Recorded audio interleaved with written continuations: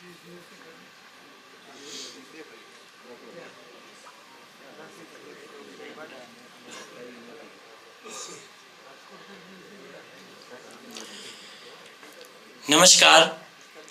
જય શ્રી કૃષ્ણ, શુભ સંધ્યા, જય શ્રી રામ. રાજકોટ નાગરિક સહકારી બેંક દ્વારા આયોજિત આજના આ વાંચન પરબ મણકા નંબર 103માં હું કૃતજ્ઞ પંડ્યા રાજકોટ નાગરિક સહકારી બેંક તરફથી આપ સૌ શ્રોતાઓનું હાર્દિક સ્વાગત કરું છું, અભિવાદન કરું છું. આ તકે આપણી સાથે જોડાયેલ ઓનલાઈન શ્રોતાઓનું પણ હું સ્વાગત કરું છું. અને સરસ મજાની આપણને મનગમતી ઋતુ ચોમાસાની ઋતુ આવી ગઈ છે, ભજીયા ખાવાની ઋતુ આવી ગઈ છે. ત્યારે આ કાર્યક્રમની શરૂઆત ભગવતી કુમાર શર્મા સાહેબની જ એક ચોમાસા વિશેની ગઝલથી કરીએ.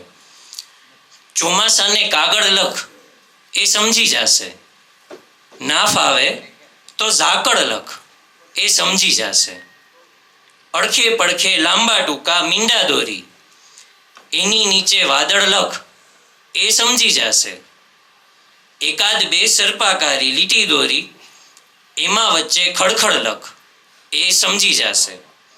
તીર જેવું દોરી એનો છેડો તું લંબાવ, હળવેથી હળ લખ એ સમજી જશે. જેવી ફાવે એવી તું બે આંખ ચિતરજે, જેવી ફાવે એવી તું બે આંખ ચિતરજે. પાપણ નીચે જળ લખ એ સમજી જશે. અગન ઓગતા આભમાં પંખી જેવી બે લીટી તાણ એની નીચે ચાતક લખ એ સમજી જશે. ચોમાસાને કાગળ લખ એ સમજી જશે. અને ચાતક પક્ષી વિશે એવી વાત થઈ છે ને કે એ માત્ર ચોમાસાનું જ પાણી પીવે. એમ આપણે આજે આ પુસ્તકનું જે અમૃત પીવાનું છે, આ ખરેખર ખૂબ જ સુંદર પુસ્તક છે. કે આપણને એમ થાય કે રાતે જ્યારે આપણે આંખો બંધ કરીએ ને તો દુનિયામાં અંધકાર થઈ ગયો, પણ એવું નથી.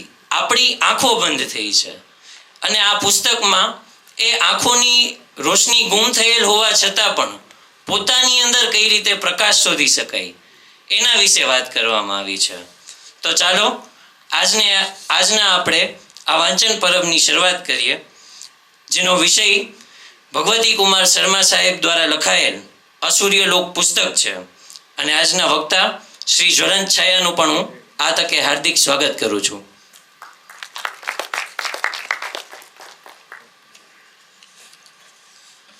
Read books to better yourself, not to beat yourself up.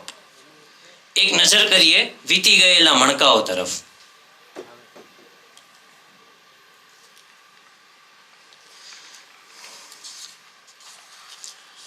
Parab મણકા number 102 કે જે 16/5/2026 રોજ આયોજિત કરવામાં આવેલ હતો, તેના વક્તા શ્રી સિદ્ધાર્થ રસ્તોગી દ્વારા 100x formula how to win in investing life and relationship આ પુસ્તક વિશે વાત કરવામાં આવેલી, કે જેના લેખક પણ તેઓ જ છે.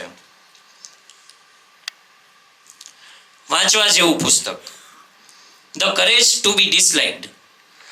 આજની દુનિયા ઇન્સ્ટાગ્રામની દુનિયા છે અને ઇન્સ્ટાગ્રામમાં તમામ ઉંમરના લોકો આજે છે અને એમાં આપણે લાઇક્સ અને ફોલો કાઉન્ટ જ્યારે ગણતા હોઈએ ત્યારે આ ખરેખર એક વાંચવા જેવું પુસ્તક કે ધ કરેજ ટુ બી ડિસલાઇક્ડ, કે સમાજને દેખાડવા માટે ગમતા થવું નહીં પણ ખુદને ગમતા થવું, એવી બાબતની વાત કરવામાં આવી છે. તો આ ખરેખર જ વાંચવા જેવું પુસ્તક છે. આવનાર મણકો વાંચન પરબ મણકો 104 તારીખ 18 જુલાઈ 2026 રોજ આયોજિત થશે, જેના વક્તા ડૉક્ટર રાજેન્દ્ર ચોટલિયા તથા પુસ્તક ઉત્તર રામચરિત માનસ છે. આજનું પુસ્તક અસૂર્ય લોક એ ભારતીય લેખક ભગવતી કુમાર શર્માની પારિવારિક ગુજરાતી નવલકથા છે. આ પુસ્તકને 1988માં સાહિત્ય અકાદમી પુરસ્કાર મળ્યો હતો. આ નવલકથાનું કથાનક એક પિતા, તેના પુત્ર અને પૌત્રની આસપાસ ફરે છે, જે અંધાપાની વારસાગત પીડાનો સામનો કરે છે. અસૂર્યલોક નવલકથાની કથા સામગ્રી શારીરિક તેમજ સામાજિક અવરોધો સામે આત્મબોધ મેળવવા માટેનો સંઘર્ષ દર્શાવે છે. આખી વાર્તામાં એક કરુણ તણાવ હોવા છતાં મુખ્ય પાત્રો સફળતાપૂર્વક તેમના ભાગ્ય સામે સંઘર્ષ કરે છે અને તે આ નવલકથાની વિશિષ્ટતા ગુણવત્તા છે. 1985માં મુંબઈથી પ્રકાશિત ગુજરાતી દૈનિક અખબાર જન્મભૂમિ પ્રવાસીમાં અસૂર્ય લોકનું હપ્તાવાર પ્રકાશન થયું હતું. આજના લેખક શ્રી ભગવતી કુમાર શર્મા, ગુજરાતી સાહિત્યકાર અને બહુમુખી પ્રતિભાશાળી સર્જક એવા શ્રી ભગવતી કુમાર શર્માએ નવલકથા, નવલિકા, નિબંધ, કવિતા, વિવેચન, પ્રવાસકથા, આત્મકથા, અનુવાદ તથા પત્રકારત્વ ક્ષેત્રે મહત્વનું પ્રદાન કર્યું છે. 1974માં તેઓએ ગુજરાત યુનિવર્સિટીમાંથી ગુજરાતી, અંગ્રેજી સાથે BAની ડિગ્રી પ્રથમ વર્ગમાં પ્રાપ્ત કરી. ઈસવીસન 2000ના વર્ષે વીર નર્મદ દક્ષિણ ગુજરાત યુનિવર્સિટીએ સાહિત્ય અને પત્રકારત્વના ક્ષેત્રમાં એમના ઉત્કૃષ્ટ યોગદાન બદલ ડૉક્ટર ઓફ લિટરેચરની માનદ પદવી એનાયત કરી. ઈસવીસન 1954થી સુરતના પ્રતિષ્ઠિત દૈનિક વર્તમાન પત્ર ગુજરાત મિત્રના તંત્રી વિભાગમાં જોડાયા. ઈસવીસન 1994માં સહાયક તંત્રી તરીકે નિવૃત્ત થયા પછી પણ ગુજરાત મિત્ર દૈનિકમાં સક્રિય હતા. તેઓએ જન્મભૂમિ પ્રવાસી, મુંબઈ સમાચાર, સમકાલીન, સમાંતર, જોગ સંજોગ વગેરે દૈનિક પત્ર પત્રિકાઓમાં નિયમિત કટાર લેખન કર્યું. એમણે સરળ શાસ્ત્રીજી નામે સ્વ લાલ બહાદુર શાસ્ત્રીજીના જીવન પ્રસંગોને આલેખતું જીવન ચરિત્ર પણ આપ્યું છે. દ્વાર નહીં ખુલે ભારતીય જ્ઞાનપીઠ દ્વારા એમનો હિન્દીમાં પ્રકાશિત થયેલો પ્રતિનિધિક વાર્તા સંગ્રહ છે. લેખકે સાહિત્ય ક્ષેત્રે નવલકથાઓ, વાર્તા સંગ્રહો, નિબંધ સંગ્રહો, પુસ્તકો તથા અયોધ્યાકાંડ જેવા અનેક કૃતિઓ રચી છે. લેખકશ્રીને મળેલા પારિતોષિકો: શ્રેષ્ઠ વાર્તા અને કાવ્યો માટે 1977નો કુમારચંદ્રક, ઉર્ધ્વમૂલ નવલકથાને ગોવર્ધનરામ ત્રિપાઠી એવોર્ડ, 1984માં રણજીતરામ સુવર્ણચંદ્રક એનાયત થયો હતો. અસૂર્ય લોક નવલકથાને 1988ના વર્ષનું ભારતીય સાહિત્ય અકાદમી દિલ્હીનું પારિતોષિક અને નવલકથા ક્ષેત્રે ઉત્કૃષ્ટ પ્રદાન બદલ દર્શન પુરસ્કાર મળેલ છે. ઇન્ડિયન નેશનલ થિયેટર મુંબઈ દ્વારા કલાપી પુરસ્કાર પ્રાપ્ત થયો છે. ગુજરાતી સાહિત્ય પરિષદ અમદાવાદ દ્વારા સ્વામી સચ્ચિદાનંદ સન્માન મળ્યું. સાહિત્ય ક્ષેત્રે ગુર્જર વિકાસ સંઘ વડોદરા તરફથી ગુર્જર રત્ન ખિતાબ પણ અર્પણ થયો છે. પત્રકારત્વ ક્ષેત્રે બટુભાઈ દીક્ષિત એવોર્ડ, શેખાદમ આબુવાલા પુરસ્કાર તથા યજ્ઞેશ શુક્લ સન્માન પ્રાપ્ત થયા છે. તેમને નચિકેતા પારિતોષિક તત્કાલીન પ્રધાનમંત્રી શ્રી અટલ બિહારી વાજપેયીને હસ્તે દિલ્હીમાં અર્પણ થયું હતું. વર્ષ 2004માં ગુજરાત સરકાર તરફથી શ્રેષ્ઠ સાહિત્યકાર, પત્રકાર તરીકેનું સન્માન તેમને મળેલું. આજના વક્તા શ્રી જ્વલંત છાયા સાહેબ. શ્રી જ્વલંત છાયા ગુજરાતના નામાંકિત પત્રકાર, લેખક, કવિ, કટાર લેખક, સંવાદ લેખક છે. છેલ્લા 3.5 વર્ષથી તેઓ 105 વર્ષ જૂના વર્તમાન પત્ર ફૂલછાપના તંત્રી તરીકે સેવા આપે છે. વક્તાશ્રીએ 9.5 વર્ષ ચિત્રલેખા સાપ્તાહિકમાં પત્રકારત્વની સાથે અર્જુન ઉવાચા નામની કટાર લખી હતી, જેને વાચકોનો બહોળો પ્રતિસાદ સાંપડ્યો. તાદ્રથ્ય, શબ્દસર જેવા જાણીતા સાહિત્યિક મેગેઝિન્સમાં એમની કવિતાઓ સ્થાન પામી છે. દિવ્ય ભાસ્કરની કળશપૂર્તિ, જય હિન્દની રવિપૂર્તિમાં કટાર લખવા ઉપરાંત આહા જિંદગી, અનોખી નારી, જીતો વર્લ્ડ, ઉત્સવ, આરપાર, ફિલિંગ્સ, પ્રબુદ્ધ જીવન સહિતના સામયિકોમાં લેખો લખ્યા છે. ટૂંકી વાર્તા, ગઝલ, અછાંદસ કવિતા પર તેઓ હાથ અજમાવે છે. આજે પણ ફૂલછાપની રવિવારની અને બુધવારની પૂર્તિમાં ક્રમશઃ મ્યુઝિયમ તથા રંગધનુ એમની વાચકોએ આવકારેલી કોલમ છે.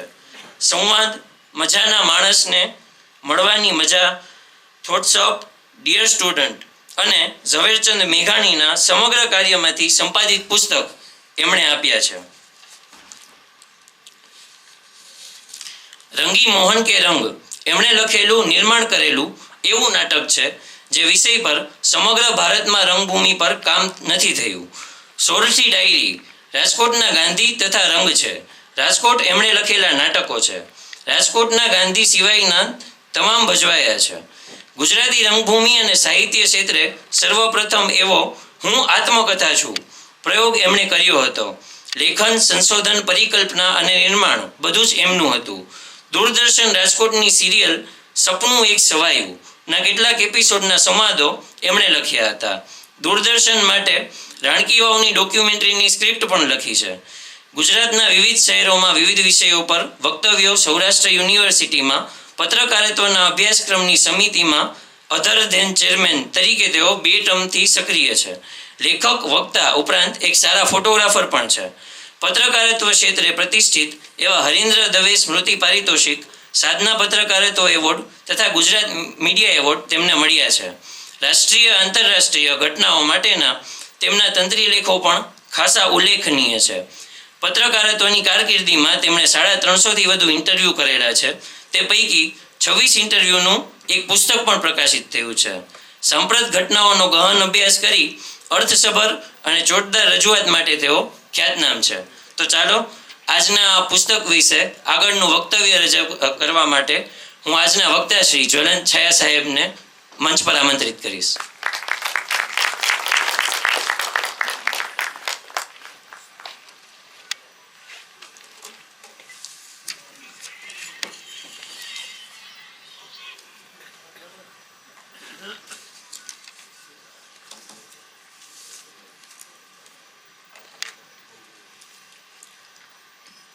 નમસ્કાર. રાજકોટ નાગરિક સહકારી અને રાજકોટ નાગરિક સંસ્કારી બેંક ના સૌ વાંચન પરબના તરસ્યા ભાવકો, ફરી એકવાર આ મંચ ઉપર, ફરી એકવાર આ પરિવારમાં આવવાનો મને આનંદ છે. અને આજનો દિવસ ઘણા બધા સંયોગનો સમન્વય છે, ઘણી બધી બાબતોનો સમન્વય છે. આવતીકાલે વિશ્વ યોગ દિવસ છે, આવતીકાલે વિશ્વ સંગીત દિવસ છે. જે કૃતિનો આપણે સંવાદ કરવા જઈ રહ્યા છીએ એ સામવેદ, ઋગ્વેદ, એ બધા જ વેદોની એમાં વાત છે. એટલે સામવેદ આપણો સંગીતનું જે મૂળ છે આપણા, એમાંથી પ્રગટ્યા છે. આવતીકાલે ફાધર્સ ડે પણ છે. અને આ આખી જે વાત છે અસુર્ય લોક, એ એક ફેમિલી સાગા છે. એટલે પિતામહ, એના પુત્ર, પૌત્ર, ત્યાં સુધીની વાત છે. અને આ એવો ફાધર્સ ડે છે જે પહેલીવાર મારા પપ્પા વગરનો ફાધર્સ ડે છે. આજે મહેન્દ્ર મેઘાણીનો પણ જન્મદિવસ છે. ને જ્યારે વાંચનની વાત આવે ત્યારે મહેન્દ્ર મેઘાણી કોને યાદ ન આવે. આ કેટલા બધા દિવસનો એક આખો ઉપક્રમ છે. અત્યારે આ દિવસો એવા છે કે જ્યારે ગુજરાતી ભાષાની નવલકથાઓમાં એક બહુ મહોત્સવ ચાલી રહ્યો છે. સરસ્વતીચંદ્ર અને ભદ્રંભદ્ર, આપણી નવલકથાનો જે આખો પ્રવાહ વયો, એના ગ્લેશિયર્સ કહી શકાય. આમ તો શરૂઆત કરણ ઘેલોથી થઈ, પણ સરસ્વતીચંદ્ર અને ભદ્રંભદ્ર, એટલે ભદ્રંભદ્ર પહેલી આપણે એને હાસ્ય નવલ ગણીએ અને સરસ્વતીચંદ્ર આપણી ક્લાસિક, આ બંનેની 1.25 શતાબ્દી ચાલી રહી છે. એવા સમયમાં, એવી સ્થિતિમાં આપણે ગુજરાતી ભાષાની એક નવલકથાની ચર્ચા કરીએ છીએ. અને જ્યારે આ અસુર્ય લોક લખાઈ, અસુર્ય લોકનું સર્જન થયું, લખાઈ એવું તો ન કહેવાય પણ સર્જન થયું, એ વર્ષ એ સરસ્વતીચંદ્રની શતાબ્દીનું વર્ષ હતું. એટલે આ સંયોગ જુઓ કે આપણે પાછા 25 વર્ષ પછી એ કૃતિની ચર્ચા કરીએ છીએ, જ્યારે એ લખાઈ ત્યારે એનું શતાબ્દી વર્ષ હતું. અને એ સમયે રઘુવીર ચૌધરીએ એવું કહ્યું હતું કે આ સરસ્વતીચંદ્રની શતાબ્દીનું વર્ષ છે અને આ કનૈયાલાલ માણેકલાલ મુનશીની જન્મ શતાબ્દીનું વર્ષ છે. અને આ વર્ષમાં કોઈ એક માતબર કૃતિ નવલકથા ક્ષેત્રે આપણને મળવી જોઈએ. અને આપણને ભગવતી કુમાર શર્માએ અસુર્ય લોક આપી. મને ગૌરવ છે, મને આનંદ છે કે આ અસુર્ય લોક એ જન્મભૂમિ પ્રવાસીમાં ધારાવાહિક તરીકે છપાઈ હતી, જે અખબારી જૂથમાં હું અત્યારે કામ કરી રહ્યો છું. એટલે કેટલું બધું ભેગું થાય છે, કેટલો બધો સંયોગ, કેટલો બધો સંગમ અહીંયા આવી રહ્યો છે. અને એ ધારાવાહિક રૂપે પ્રગટ થયેલી કથા મારે છે ને અસુર્ય લોક વિશે તો આપણે વાત અલબત્ત આપણા સંવાદનો વિષય જ છે, પણ એ નિમિત્તે મારે ગુજરાતી ભાષાની નવલકથા, ગુજરાતી ભાષામાં થઈ ગયેલું અને થઈ રહેલું કામ વિશે પણ થોડી વાત કરવી છે. અને આખો જે આનો આલોક છે, આ વાર્તા જે છે, કઈ રીતે શું કામ આપણા માટે આ પ્રશિષ્ટ કૃતિ છે, એ મારે છે ને આખી એક વાત એ મૂકવી છે આપણા આ ભાવકોની વચ્ચે. એટલે નિમિત્ત અસુર્ય લોક છે. અને જે વાત છે આખી ગુજરાતી ભાષાની અત્યારની નવલકથાની, અને છેલ્લા લગભગ આપણા અમુક વર્ષોમાં આપણે જો ઊંડા ઉતરીએ તો આપણી પાસે આ પરંપરા બહુ મોટી છે. જેનો ઉલ્લેખ થયો એ પ્રમાણે સરસ્વતીચંદ્ર કે પછી રમણલાલ નીલકંઠની વાર્તાઓ, કે પછી એ પેલી સાસુ વહુની લડાઈ જે આપણે અત્યારે તો ટીવીમાં જોઈએ છીએ, પણ એ નવલકથા રૂપે પણ એ આવી હતી કૃતિ. મુનશીએ આપણને બહુ અદ્ભુત વૈભવ આપ્યો, ગુજરાતનો નાથ જય સોમનાથ, એ આખી કથાત્રયી. અને એ ઉપરાંત મુનશીએ બહુ મોટી આપણા ભાષામાં બહુ માતબર કામ ઐતિહાસિક નવલકથાઓનું કર્યું. અને મેઘાણી વેવિશાળ લઈને આવ્યા, અને અપરાધી ને કેટલી બધી ઝવેરચંદ મેઘાણી આખો અલગ જ એક ઉઘાડ નવલકથા ક્ષેત્રે આપે ગુજરાતી સાહિત્યમાં. તો દર્શક તો અતિ પ્રિય સર્જક. આ જ્યારે આ વાત થતી હતી કે ભાઈ તમે વાંચન પર્વમાં આવો અને શેના વિશે વાત કરશો, તો 4-5 કૃતિઓ વિશે વાત થઈ. અલ્પેશભાઈ, ભરતભાઈ, એ બધાએ કહ્યું. અને ત્યારે મને એમ થયું કે હું દર્શકના દીપ નિર્વાણ વિશે વાત કરું. એટલે અહીંયા અમારે લોકોએ સંવાદ પૂરો થયો, અને પછી હું ઘરે જઈને મેં કબાટમાંથી દીપ નિર્વાણ કાઢી જમીને બપોરે, અને 8-10 પાના ફેરવ્યા. એટલે મને એમ થયું કે આ અઘરું પડશે, તમને નહીં મને. દીપ નિર્વાણ કન્વે કરવું 1.5-2 કલાકમાં, ઇટ ઇઝ ડિફિકલ્ટ. એ આખી આપણે ઉતારીએ અને પછી આવો સંવાદ કરી લે. મેં કીધું કે મને આ અઘરું પડશે. મેં તરત જ ફોન કર્યો કે દીપ નિર્વાણ વિશે હું વાત નહીં કરું, એટલા માટે કે જે વસ્તુ આપણે ઉતારીએ એ જ આપણે પહોંચાડી શકીએ. છલકો નહીં તો ક્યાંથી છલકાવી શકો. રાજેન્દ્ર શુક્લ યાદ આવે કે રોનક ચહેરા ઉપર જો ન લાવી શકો, છલકો નહીં તો ક્યાંથી છલકાવી શકો. એમ જો હું છલકાવું તો હું છલકાવી શકું. અને તરત મને યાદ આવી અસુર્ય લોક. અને અસુર્ય લોક એ અગાઉ વાંચેલી, 87માં તો નહીં, કારણ કે ત્યારે તો જ્વલંતભાઈની ઉંમર જ 13-14 વર્ષ હતી. પણ એ પછી પુસ્તક રૂપે જ્યારે આવી ત્યારે અસુર્ય લોક વાંચી, અને પછી 3-4 વાર વાંચી. અને પછી એવું હતું, એના અમુક પ્રસંગો, અમુક સિક્વન્સ એવી છે જેના વિશે આપણે વાત કરીએ કે કેટલાક આપણી ભાષામાં, કેટલાક ગીતો, આમ તો આપણી ભાષામાં નહીં, ફિલ્મી ગીતો પણ એવા હોય, કેટલીક કૃતિઓ, કેટલીક કવિતાઓ એવી હોય કે જે પેલા બ્રીથિંગ એપ્રાઇઝલ જેને કહેવાય ને, કે જે દમના અસ્થમાના દર્દી હોય એને એકદમ શ્વાસ ચડે એટલે એની પાસે પેલું સિલિન્ડર પેલું હોય ને, એ એકદમ જ પમ્પિંગ કરી અને શ્વાસ પાછા લઈ લે. તો આપણી પાસે કેટલીક કૃતિઓ એવી હોય, કેટલાક કાવ્યો એવા હોય કે આપણે એનાથી સજીવન થઈ શકીએ, આપણે એનાથી પુનઃજીવન મેળવી શકીએ. અને મને મારી રીતે આ કૃતિ જે છે એ આવી લાગી છે. અને એ પછી એટલે દર્શકની વાત કરીએ તો દર્શકે ઝેર તો પીધા જાણી જાણી જેવી પ્રશિષ્ટ કૃતિ આપી, સોક્રેટિસ, કુરુક્ષેત્ર, એના કેટલા બધા લેખોના બધા સંચય. પણ નવલકથા ક્ષેત્રે આ એમણે કામ કર્યું. રઘુવીર ચૌધરીએ પૂર્વાલાપ, અમૃતા, આવરણ અને ગોકુળ, મથુરા, વૃંદાવન આવી આપણને કથા, નવલકથા આપી. તો ચીનુ કાકા, શૈલા મજુમદાર, ગાંધારીની આંખે પાટા એવી નવલકથાઓ લઈને આવ્યા. વર્ષા અડાલજાએ પગલામાંથી પંથ એક ફૂટ્યો.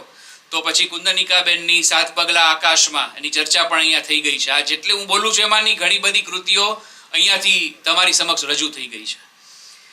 અને વિનેશભાઈ અલબત્ત નગર પ્રવેશથી માંડી અને ધૂંધભરી ખીણ અને પ્રિયજન અને કાફલો, જેના વિશે એમણે પોતે વાત કરી હતી. બક્ષીની પેરાલિસિસ હોય કે આકાર હોય કે પડઘા ડૂબી ગયા હોય, કે પછી હરકિશનભાઈની કેટલી બધી નવલકથાઓ આપણને યાદ આવે. જગા ડાકુથી માંડીને ચંબલ ને પીળા રૂમાલની ગાંઠ, અને અશ્વિનીભાઈ અંગાર કે આખેટ, કે ત્યારથી માંડીને કાજલ ઓઝા વૈદ્ય સુધી, અને છેક આપણે દૈવત ત્રિવેદી અમારી પેઢીના પત્રકાર લેખક સુધી આવીએ તો આ બહુ મોટી પરંપરા છે.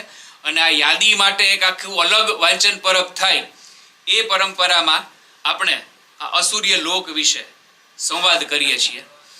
ઓડિયો વિઝ્યુઅલ યુગ છે, એટલે અસુર્ય લોકમાં શું આખી વાત છે એના માટે થઈને મારે એક બહુ નાના વિડીયોનો સહારો હું લઉં છું, એટલે આપણને આખી વાત છે ને એ સ્પષ્ટ થાય કે આ આખી કથા એ કઈ રીતે ભગવતીભાઈ આપણી સમક્ષ મૂકી છે.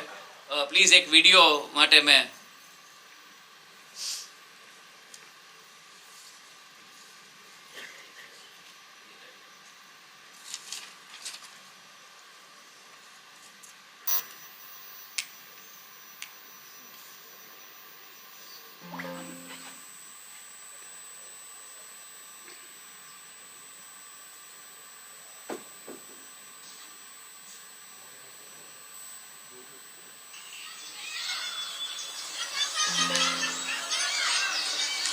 और अमित, कौन? रोहन? चलो तू आ गया यार, बड़ी भूख लगी थी, कुछ खाने के लिए है क्या? नहीं यार, आज तो कुछ भी नहीं है खाने को.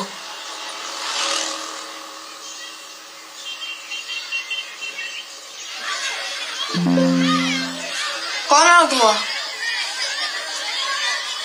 अरे सनी, मान नहीं रहा होगा.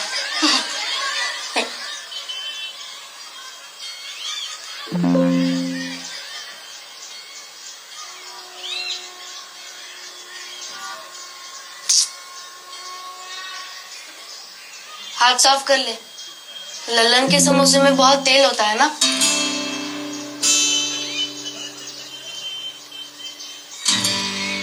सॉरी यार. वो हाँ हाँ पता है, चल चल.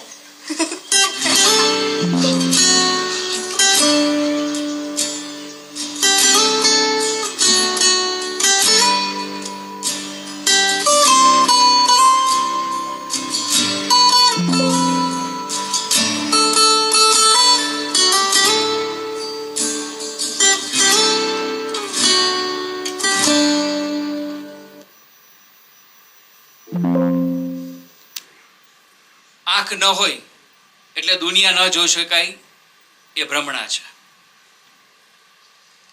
આ આખી વાતને આપણે વિસ્તારીએ અને એમાં અનેક આયામો ઉમેરાય એટલે અસૂર્ય લોક બને. ભગવતી કુમાર શર્મા બહુ સરસ આ કૃતજ્ઞએ મારું ઘણું બધું કામ હળવું કરી દીધું. આપણા બહુ વિશિષ્ટ અને પ્રશિષ્ટ સર્જક સાહિત્યકાર. ગદ્ય અને પદ્ય બંનેમાં એમને બહુ માતબર કામ કર્યું અને સાતત્યપૂર્ણ કામ કર્યું, મોટી ઉંમર સુધી કામ કર્યું. અને આઈ એમ ધેટ મચ લકી કે એમની સાથે મને સંગત. આ શેનો અવાજ આવે છે? આમાંથી કઈ છે?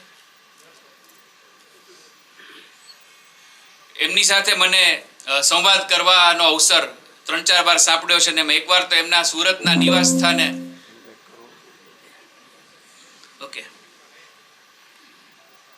કાલે મ્યુઝિક ડે છે ને એટલે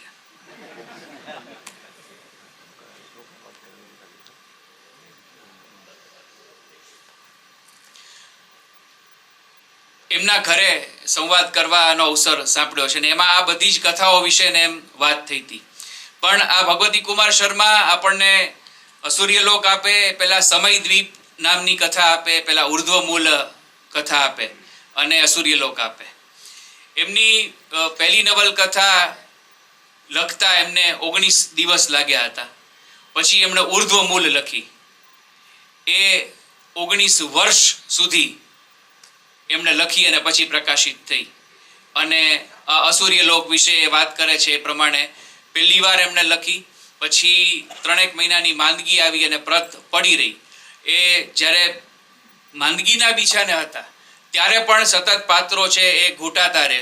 અને 1985ની આસપાસ બીજી વાર અને ત્રીજી વાર એ કથા છે લખાણી. એટલે ત્રીજી વારની અસૂર્યલોક છે આપણી સામે પહેલા જન્મભૂમિ પ્રવાસીના માધ્યમથી ને પછી પુસ્તક સ્વરૂપે આવી.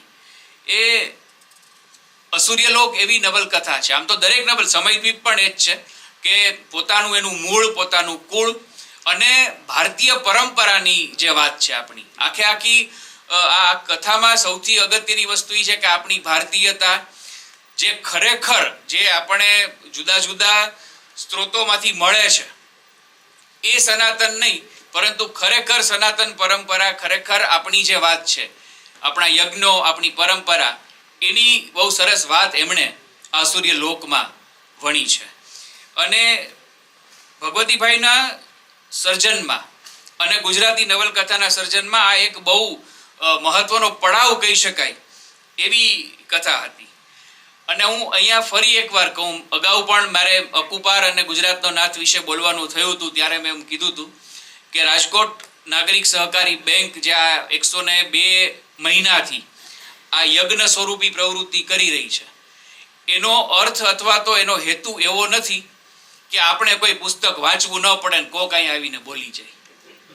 આનો ઉદ્દેશ એ છે કે આપણે જો કોઈ પુસ્તક ન વાંચ્યું હોય તો આપણે વાંચવા તરફ પ્રેરાઈએ, અને વાંચ્યું હોય તો એની જે બાજુઓ, જે એનો આલોક છે, એની દિશાઓ છે એ આપણા માટે કદાચ ન ઉઘડી હોય તો એ ઉઘડે.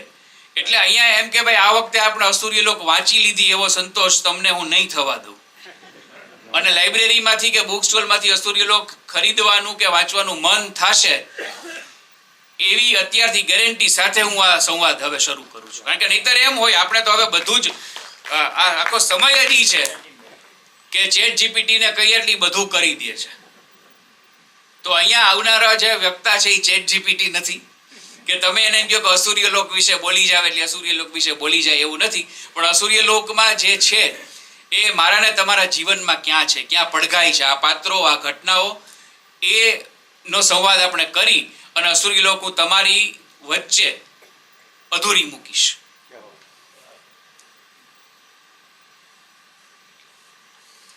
ભગવતી કુમાર શર્માએ પોતે એવું લખ્યું છે કે આ નવલકથા એમની સેમી ઓટોબાયોગ્રાફિકલ નવલકથા છે, આત્મકથા અને આત્મકથાનાત્મક. જેમ કે તમે ફિલ્મોમાં જુઓ તો રાજ કપૂર છે તો એની દરેક ફિલ્મોમાં ક્યાંક ને ક્યાંક એની પોતાની વાત હોય. મેરા નામ જોકર છે એની ઓટોબાયોગ્રાફિકલ નોવેલ છે, એટલે ક્યાંક એના જીવનની ઘટનાઓ હોય અને પછી એને સાંકળી અને બીજા પાત્રો ઉમેરાય, બીજી ઘટનાઓ ઉમેરાય. ગુરુદત્તની કાગઝ કે ફૂલ એ ઓટોબાયોગ્રાફિકલ મૂવી છે, એટલે ઓટોબાયોગ્રાફી નથી, બધું જ ગુરુદત્તના જીવનમાં બન્યું હોય એવું સીધું ફિલ્મમાં ના આવે, પણ ઘણી બધી ઘટનાઓ છે એમાં સામ્ય હોય. એમ ભગવતીભાઈના જીવનમાં બનેલી ઘટના એ આ કથાના મૂળમાં છે. પછી કેટલા પાત્રો, કેટલી ઘટનાઓ છે એમાં ઉમેરાઈ હોય, કારણ કે વાર્તાને એની પોતાની જરૂરત હોય, ફિલ્મને એની પોતાની જરૂરત હોય, ચિત્રને એની પોતાની જરૂરત હોય, લેખને એની પોતાની જરૂરત હોય. એ રીતે આ આખી નવલકથા છે ને એ 4 પેઢીની વાત છે, જેને આપણે સાગા કહીએ એ વાત છે. અને એના એ અંધકારમાં પણ જીવનની યાત્રા કઈ રીતે આગળ વધી શકે એને તમે અપદીપો ભવ સાથે પણ જોડી શકો. એને આપણે ગુજરાતી બહુ સરસ મજાનું ગીત છે અંદર તો કેવું અજવાળું, એની સાથે પણ જોડી શકીએ આપણે. એ રીતની આખી કથા છે. મૂળ વાત જે છે, પધારો સાહેબ, મૂળ જે વાત છે તે એ છે કે આંખ, એની ઉપર દ્રષ્ટિ અને એ બધાની ઉપર પ્રજ્ઞા જે ભારતની ધરોહર છે. આજે વિશ્વ સ્તરે બહુ મોટી ચર્ચા ચાલી છે આર્ટિફિશિયલ ઇન્ટેલિજન્સની, એઆઈની, અને કોઈ એવું કહેતું હોય કે એઆઈ નોકરી નહીં છીનવી લે તો એ મોટો ભ્રમ છે. એઆઈએ ઓલરેડી નોકરીઓ છીનવવાનું શરૂ કરી દીધું છે. આર્ટિફિશિયલ ઇન્ટેલિજન્સ છે એ માણસનો મુકાબલો નહીં કરી શકે વગેરે વગેરે. આપણો વિષય એ નથી એટલે આપણે એમાં ઊંડા નહીં ઉતરીએ. પણ આ એઆઈના સમયમાં પણ આપણે જેને બુદ્ધિમતામ વરિષ્ઠમ એવું આપણને હનુમાન ચાલીસામાં કીધું છે, તો આ પ્રજ્ઞા જે છે એ આપણને કઈ રીતે મદદરૂપ થાય.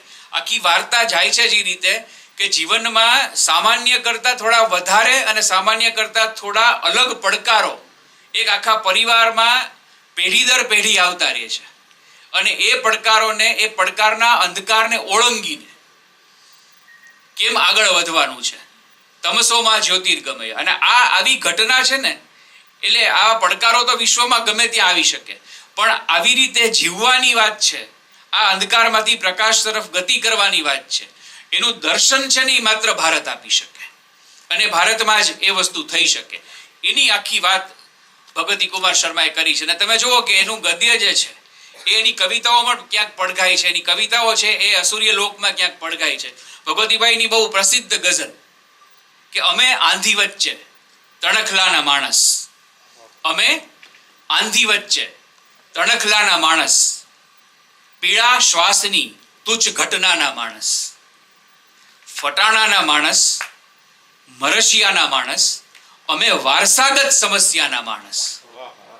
આ ભગવતી કુમાર શર્મા. અને એ ભગવતી કુમાર શર્મા એક બીજી ગઝલમાં એમ લખે, આમ તો આખી ગઝલો બોલવાનું મન થાય પણ આપણે તો નવલકથા વિશે વાત કરવી છે, જલ્દી એ તરફ જવું છે. પણ એ રાસબિહારી દેસાઈએ બહુ સરસ ગાય છે કમ્પોઝ કરીને, કે એનો જે આ જે શેર છે એ મળી વારસામાં સતત વેદનાઓ, મળી વારસામાં સતત વેદનાઓ, છતાં જાળવી એને વાજિંત્ર પેટે. મળી વારસામાં સતત વેદનાઓ, છતાં જાળવી એને વાજિંત્ર પેટે, મૂકી આવી બેચેન સુરીલી પેઢીઓ, મૂકી આવી બેચેન સુરીલી પેઢીઓ, પાછળ ગઝલ જાણે મહેંદી હસનની. હૃદયમાં વધી રહી છે ઘેરી ઉદાસી, કે વિહવળ ગઝલ જાણે મહેંદી હસનની. અને સાંજ ટાણાનું ધુમ્મસ છે ઝાંખું, કે પળે પળ ગઝલ જાણે મહેંદી હસનની. ને બનારસના ઘાટે હું ઊભો રહીને, બનારસના ઘાટે હું ઊભો રહીને નિહાળું છું મારી ચિતાનો ધુમાડો, વહે દૂર ગંગામાં મારી કવિતાના કાગળ ગઝલ જાણે મહેંદી હસનની. મળી વારસામાં સતત વેદનાઓ, એટલે આ વારસામાં જે વેદના મળી છે એને પણ વાજિંત્ર પેટે જાળવી છે. એ ભગવતી કુમાર શર્મા નવલકથા એ ગઝલમાં પણ એટલા માટે લખે છે અને નવલકથામાં પણ એટલા માટે લખે છે કે અસુર્ય લોકના પાત્રો જેવી ઘટના ભગવતી કુમાર શર્માના જીવનમાં બનેલી હતી. 10 વર્ષની વયે મેડિકલ સાયન્સે એમ કહ્યું હતું કે આ બાળકની આંખ અત્યંત નબળી છે, એને અભ્યાસમાં, વાંચનમાં, બધા જમાં અવરોધો ઊભા થશે. અને એ નબળી ઇન્ટુ ઇન્વર્ટેડ કોમા નબળી આંખે અત્યંત સૂક્ષ્મ દ્રષ્ટિથી એમણે નવલકથાઓ પણ લખી. એ દ્રષ્ટિવંત વ્યક્તિએ ખૂબ જ સચોટ તંત્રી લેખો પણ લખ્યા અને એ ભગવતી કુમાર શર્માએ એ પ્રજ્ઞાથી આવી નવલકથાઓ પણ આપણને આપી. એટલે અસુર્ય લોક એ ભગવતી કુમાર શર્માના નિમિત્તે આપણા બધાના પણ જીવનમાં બનતી, કદાચ આપણી દ્રષ્ટિ, આપણને વિઝન છે, દૂરનું દેખાય છે, પણ જ્યાં આપણને પ્રજ્ઞાની જરૂર પડે, જ્યાં પડકારો આવે ત્યાં આપણને વેદ કામ આવી શકે, જ્યાં પડકારો આવે ત્યાં આપણને ઉપનિષદ કામ આવી શકે, જ્યાં પડકારો આવે ત્યાં આપણને ભગવદ્ ગીતા તો કામ આવીને આવી જ શકે. આ તમામ બાબતો અસુર્ય લોકમાં પડઘાઈ છે.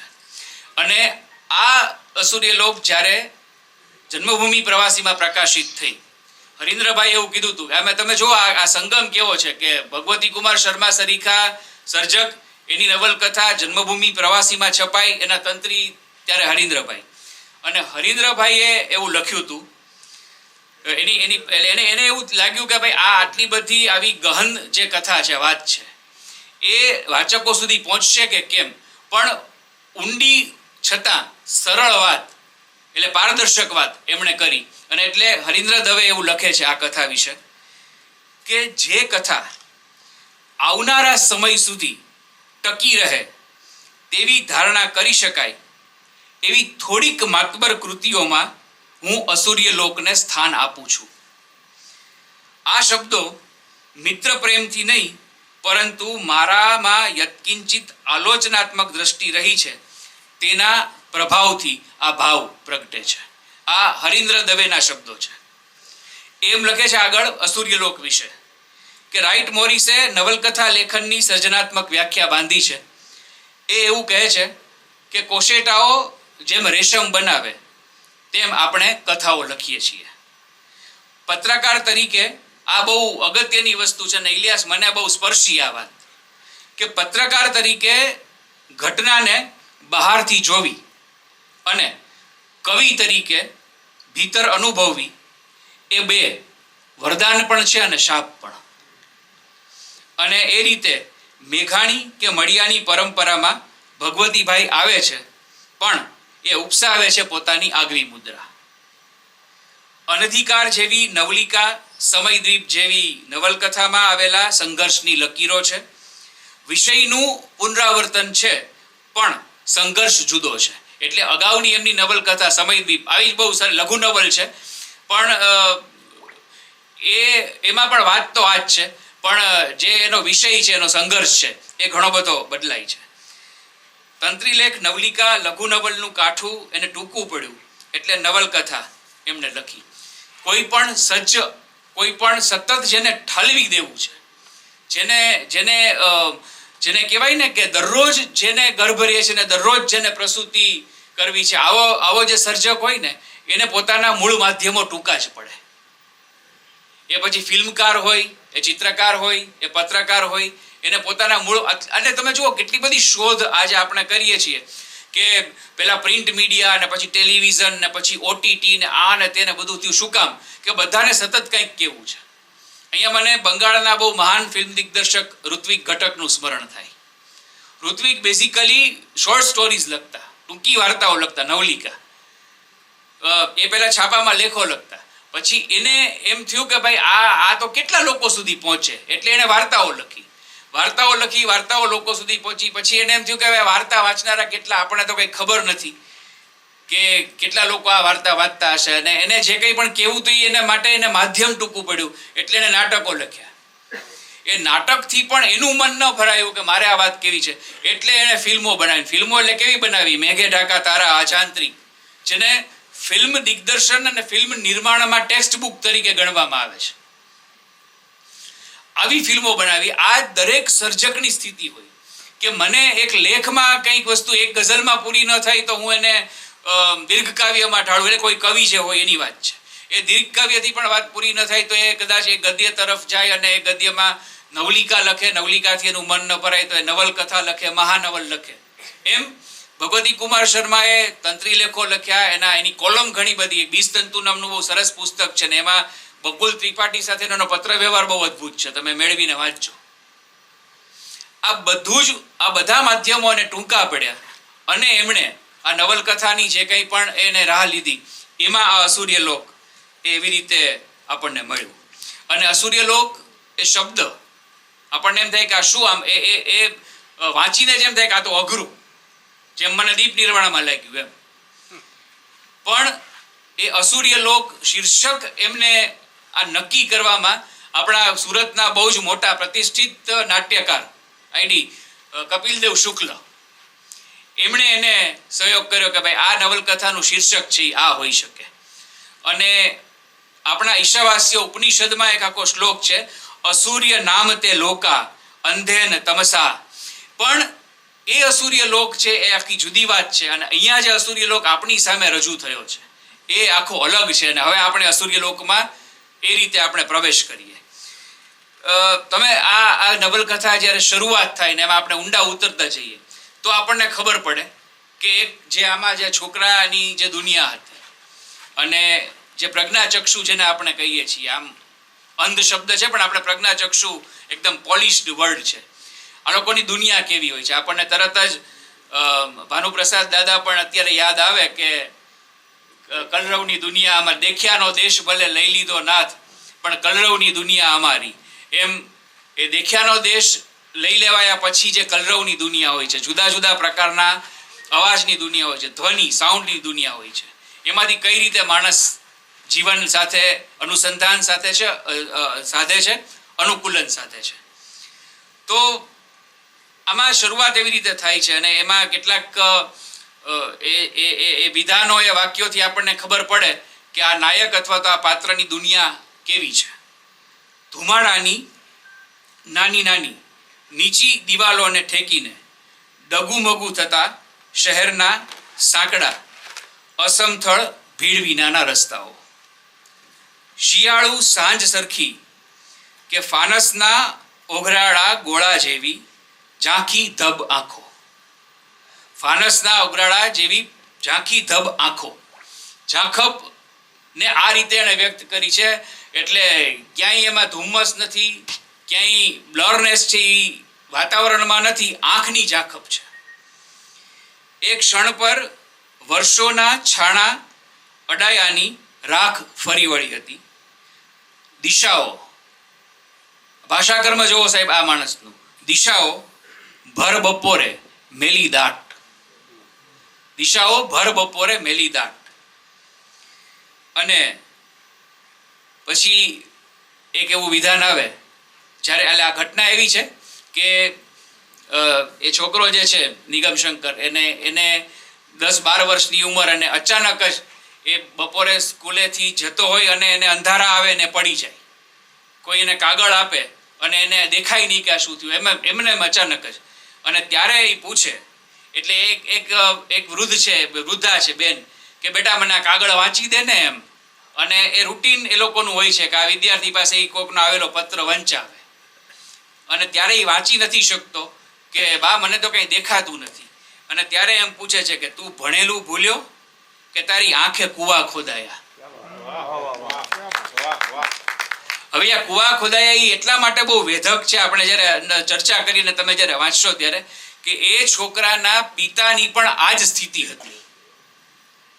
એને પણ અંધાપો હતો, જન્મગત અંધાપો હતો, બહુ જ નાની વયથી, અને એ આમાંથી વેઠી એને બહાર આવ્યા હતા. એટલે આ આખી વાત છે ને એ પછીથી વિસ્તરે છે. અને કોઈ અંધ અથવા તો કોઈને વિઝન ની તકલીફ હોય, મુશ્કેલી હોય, એના જીવનમાં શું બને, સવારે એની કેવી પડે. એક જ વાક્યમાં આ ગદ્યકાર આપણા કવિ એવું કહે છે કે સવારનો તડકો પથરાતા જ સંકેલાઈ ગયો. કેવડી મોટી ઘટના આ 5-7 શબ્દોમાં એને આપી દીધી. કેટલું લાઘવ અને છતાં કેટલી ચોટ. આમાં આપણે તરત જ કાંત પણ યાદ આવે. આ આખી વાર્તાની જે વાત છે, આખી નવલકથાનો સંદેશ છે. કાંતે એવું આપણને કહે છે કે ચલો એવા સ્થળમહી વસે સૂર્ય જેમાં સદૈવ. એટલે આ આખી પ્રજ્ઞાની જે યાત્રા છે એ છે. ભગવતીભાઈ પોતાના વિવિધ વારસાને આ નવલકથામાં આલેખે છે.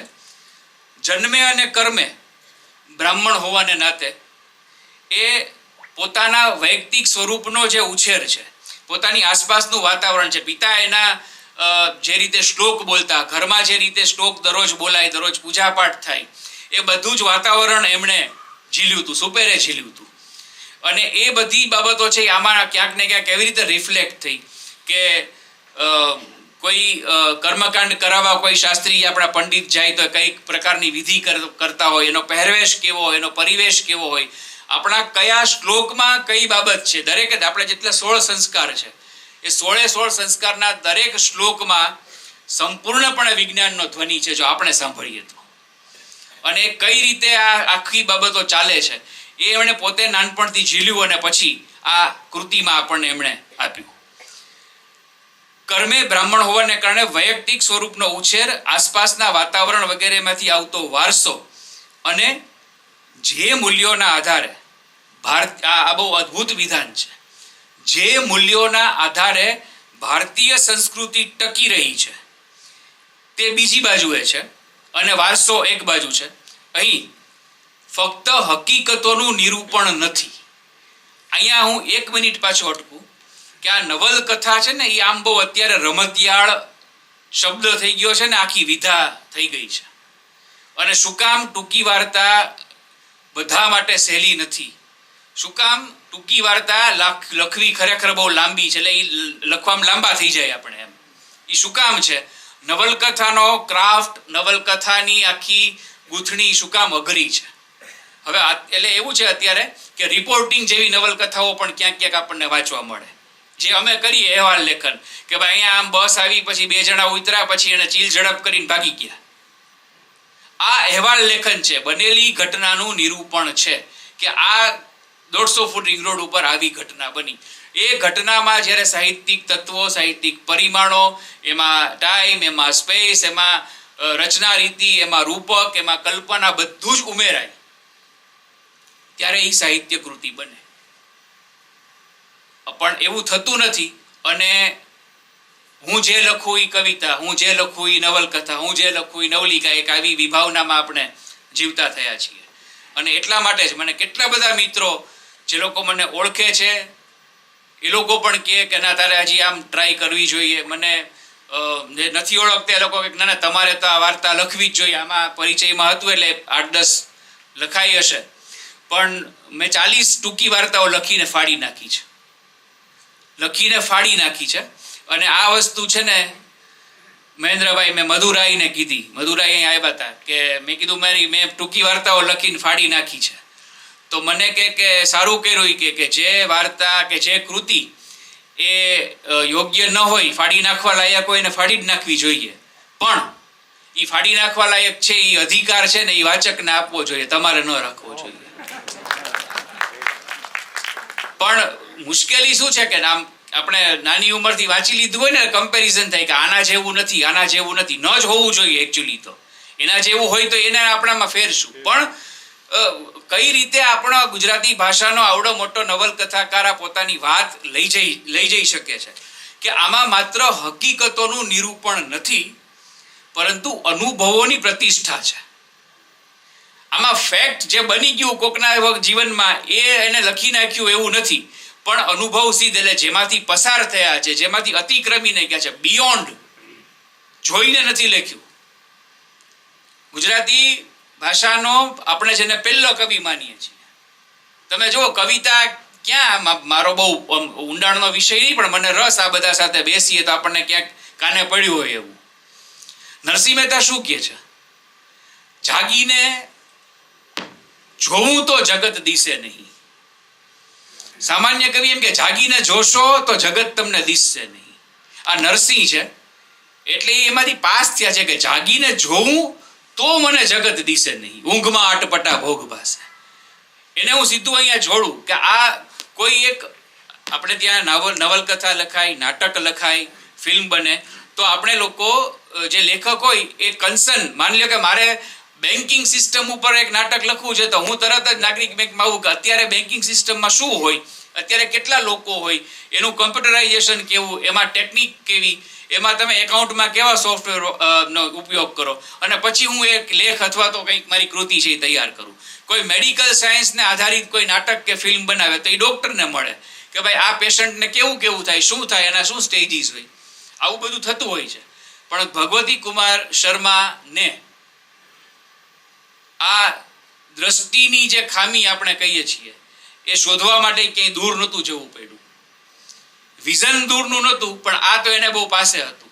અને એટલે અનુભવમાંથી, જે બાળપણથી જે અનુભવમાંથી પસાર થયા એ એમણે આમાં આલેખ્યું છે. એટલે આ અનુભવ સિદ્ધ એક આખું અનુભવોની પ્રતિષ્ઠા છે.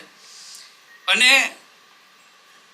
હરીન્દ્રભાઈ લખે છે કે કથા સાહિત્યનું સત્ય જીવનના સત્ય કરતા વધારે વાસ્તવિક હોય છે.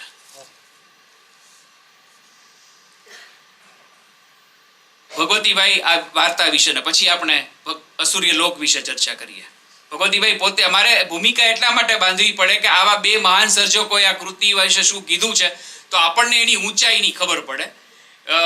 હિમાલયનું દર્શન કરવું હોય તો એક હાઈટ સુધી તો કારમાં જ જવાય, પછી આપણને દેખાય એમ.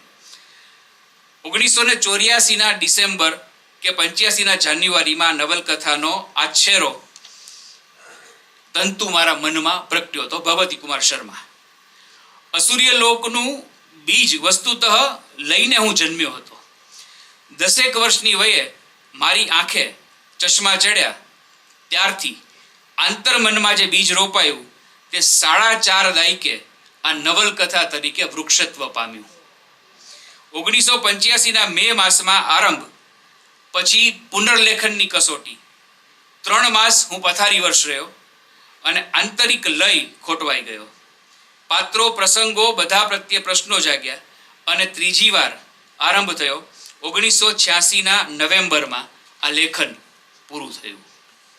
અસુર્ય લોકમાં મેં લખી છે તેના કરતા આ કૃતિએ આ છે ને, અહીંયા પાછું મને ખલીલ જીબ્રાન પાસે મારે જવું પડે. જીબ્રાનનું પ્રોફેટ, વિદાય વેળાએ નામનો આપણને એનો અનુવાદ સાંભળ્યો છે. આમાંથી ઘણા બધા જે લોકો માત્ર જીવનમાં 10 જ પુસ્તકો જેમણે વાંચ્યા હશે એમણે પ્રોફેટ વાંચી જ હોવી જોઈએ. વિદાય વેળાએ કિશોરલાલ બસુવાળાથી માંડીને ધૂમકેતુથી માંડીને ઘણા બધા અનુવાદ કર્યો. આ જીબ્રાને એવું લખ્યું હતું કે જ્યારે હું પ્રોફેટ લખતો હતો ત્યારે પ્રોફેટ મને લખતું હતું.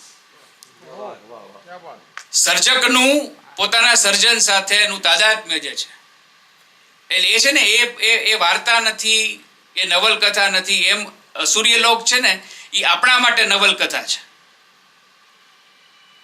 ભગવતીભાઈ માટે તો જીવન હતું. મનોજ કંડેરિયા, તારે કાજે ગઝલ મનોરંજન, મારા માટે તો પ્રાણવાયુ છે.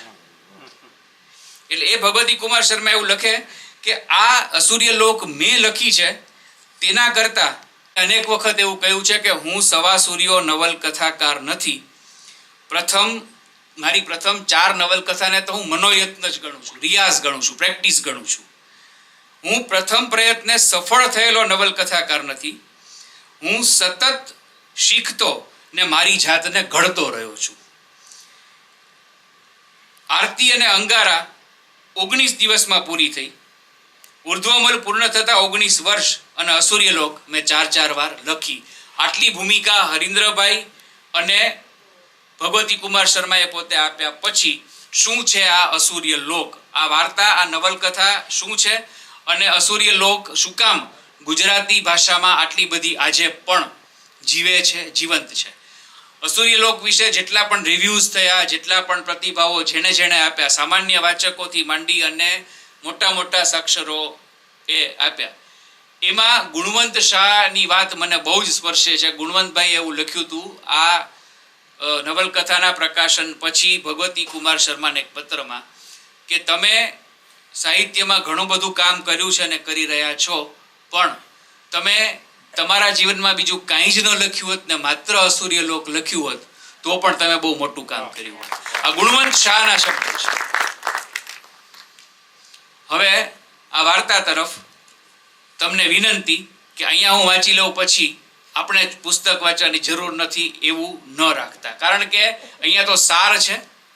અહીંયા તો જે કંઈ મેં ક્યાંકથી લીધું છે એ પુસ્તકમાંથી એ હશે. તમારો સૂર્યલોક અને તમારો અસૂર્યલોક એ તમારો પોતાનો રહેશે. આખી ઘટના એવી છે કે ભદ્રશંકર નામના એક પૂજારી એક ગામમાં રહે છે અને એ બધા જ પ્રકારના દુર્ગુણોના ગુલામ છે. એક માણસમાં સહજ જે કંઈ પણ માનવ સહજ જે અવગુણો દુર્ગુણો જેને ગણો એ બધું એનામાં, પછી એમાં વ્યસન પણ આવી જાય ને ઇત્યાદિ. એ સંસ્કૃત પાઠશાળામાં અભ્યાસ કરતા એના દીકરા અને એની સાથે રહે છે. એ દીકરાનું નામ નિગમ શંકર અને 10 વર્ષની ઉંમરે શીતળા, આજે તો આપણે એને બહુ પાર કરી ગયા છીએ, પણ એ સમયે બહુ જૂના સમયમાં એ શીતળાનો એને હુમલો આવે છે અને એને કારણે પોતાની દ્રષ્ટિ અચાનક ગુમાવે છે. પોતાના ભાગ્ય સાથે એ સમાધાન કરે છે, પાઠશાળામાં જાય છે અને શ્રુવણ દ્વારા, જે આપણી બેઝિક થિયરી છે, આપણે ત્યાં શ્રુતિ યજ્ઞ જ કહેવાય છે. જે કંઈ પણ આપણી પાસે વેદો આવ્યા એ તો શ્રુતિથી આવ્યા છે. ત્યારે લખવાનું, છાપવાનું તો પછી બહુ મોડે બધું શરૂ થયું.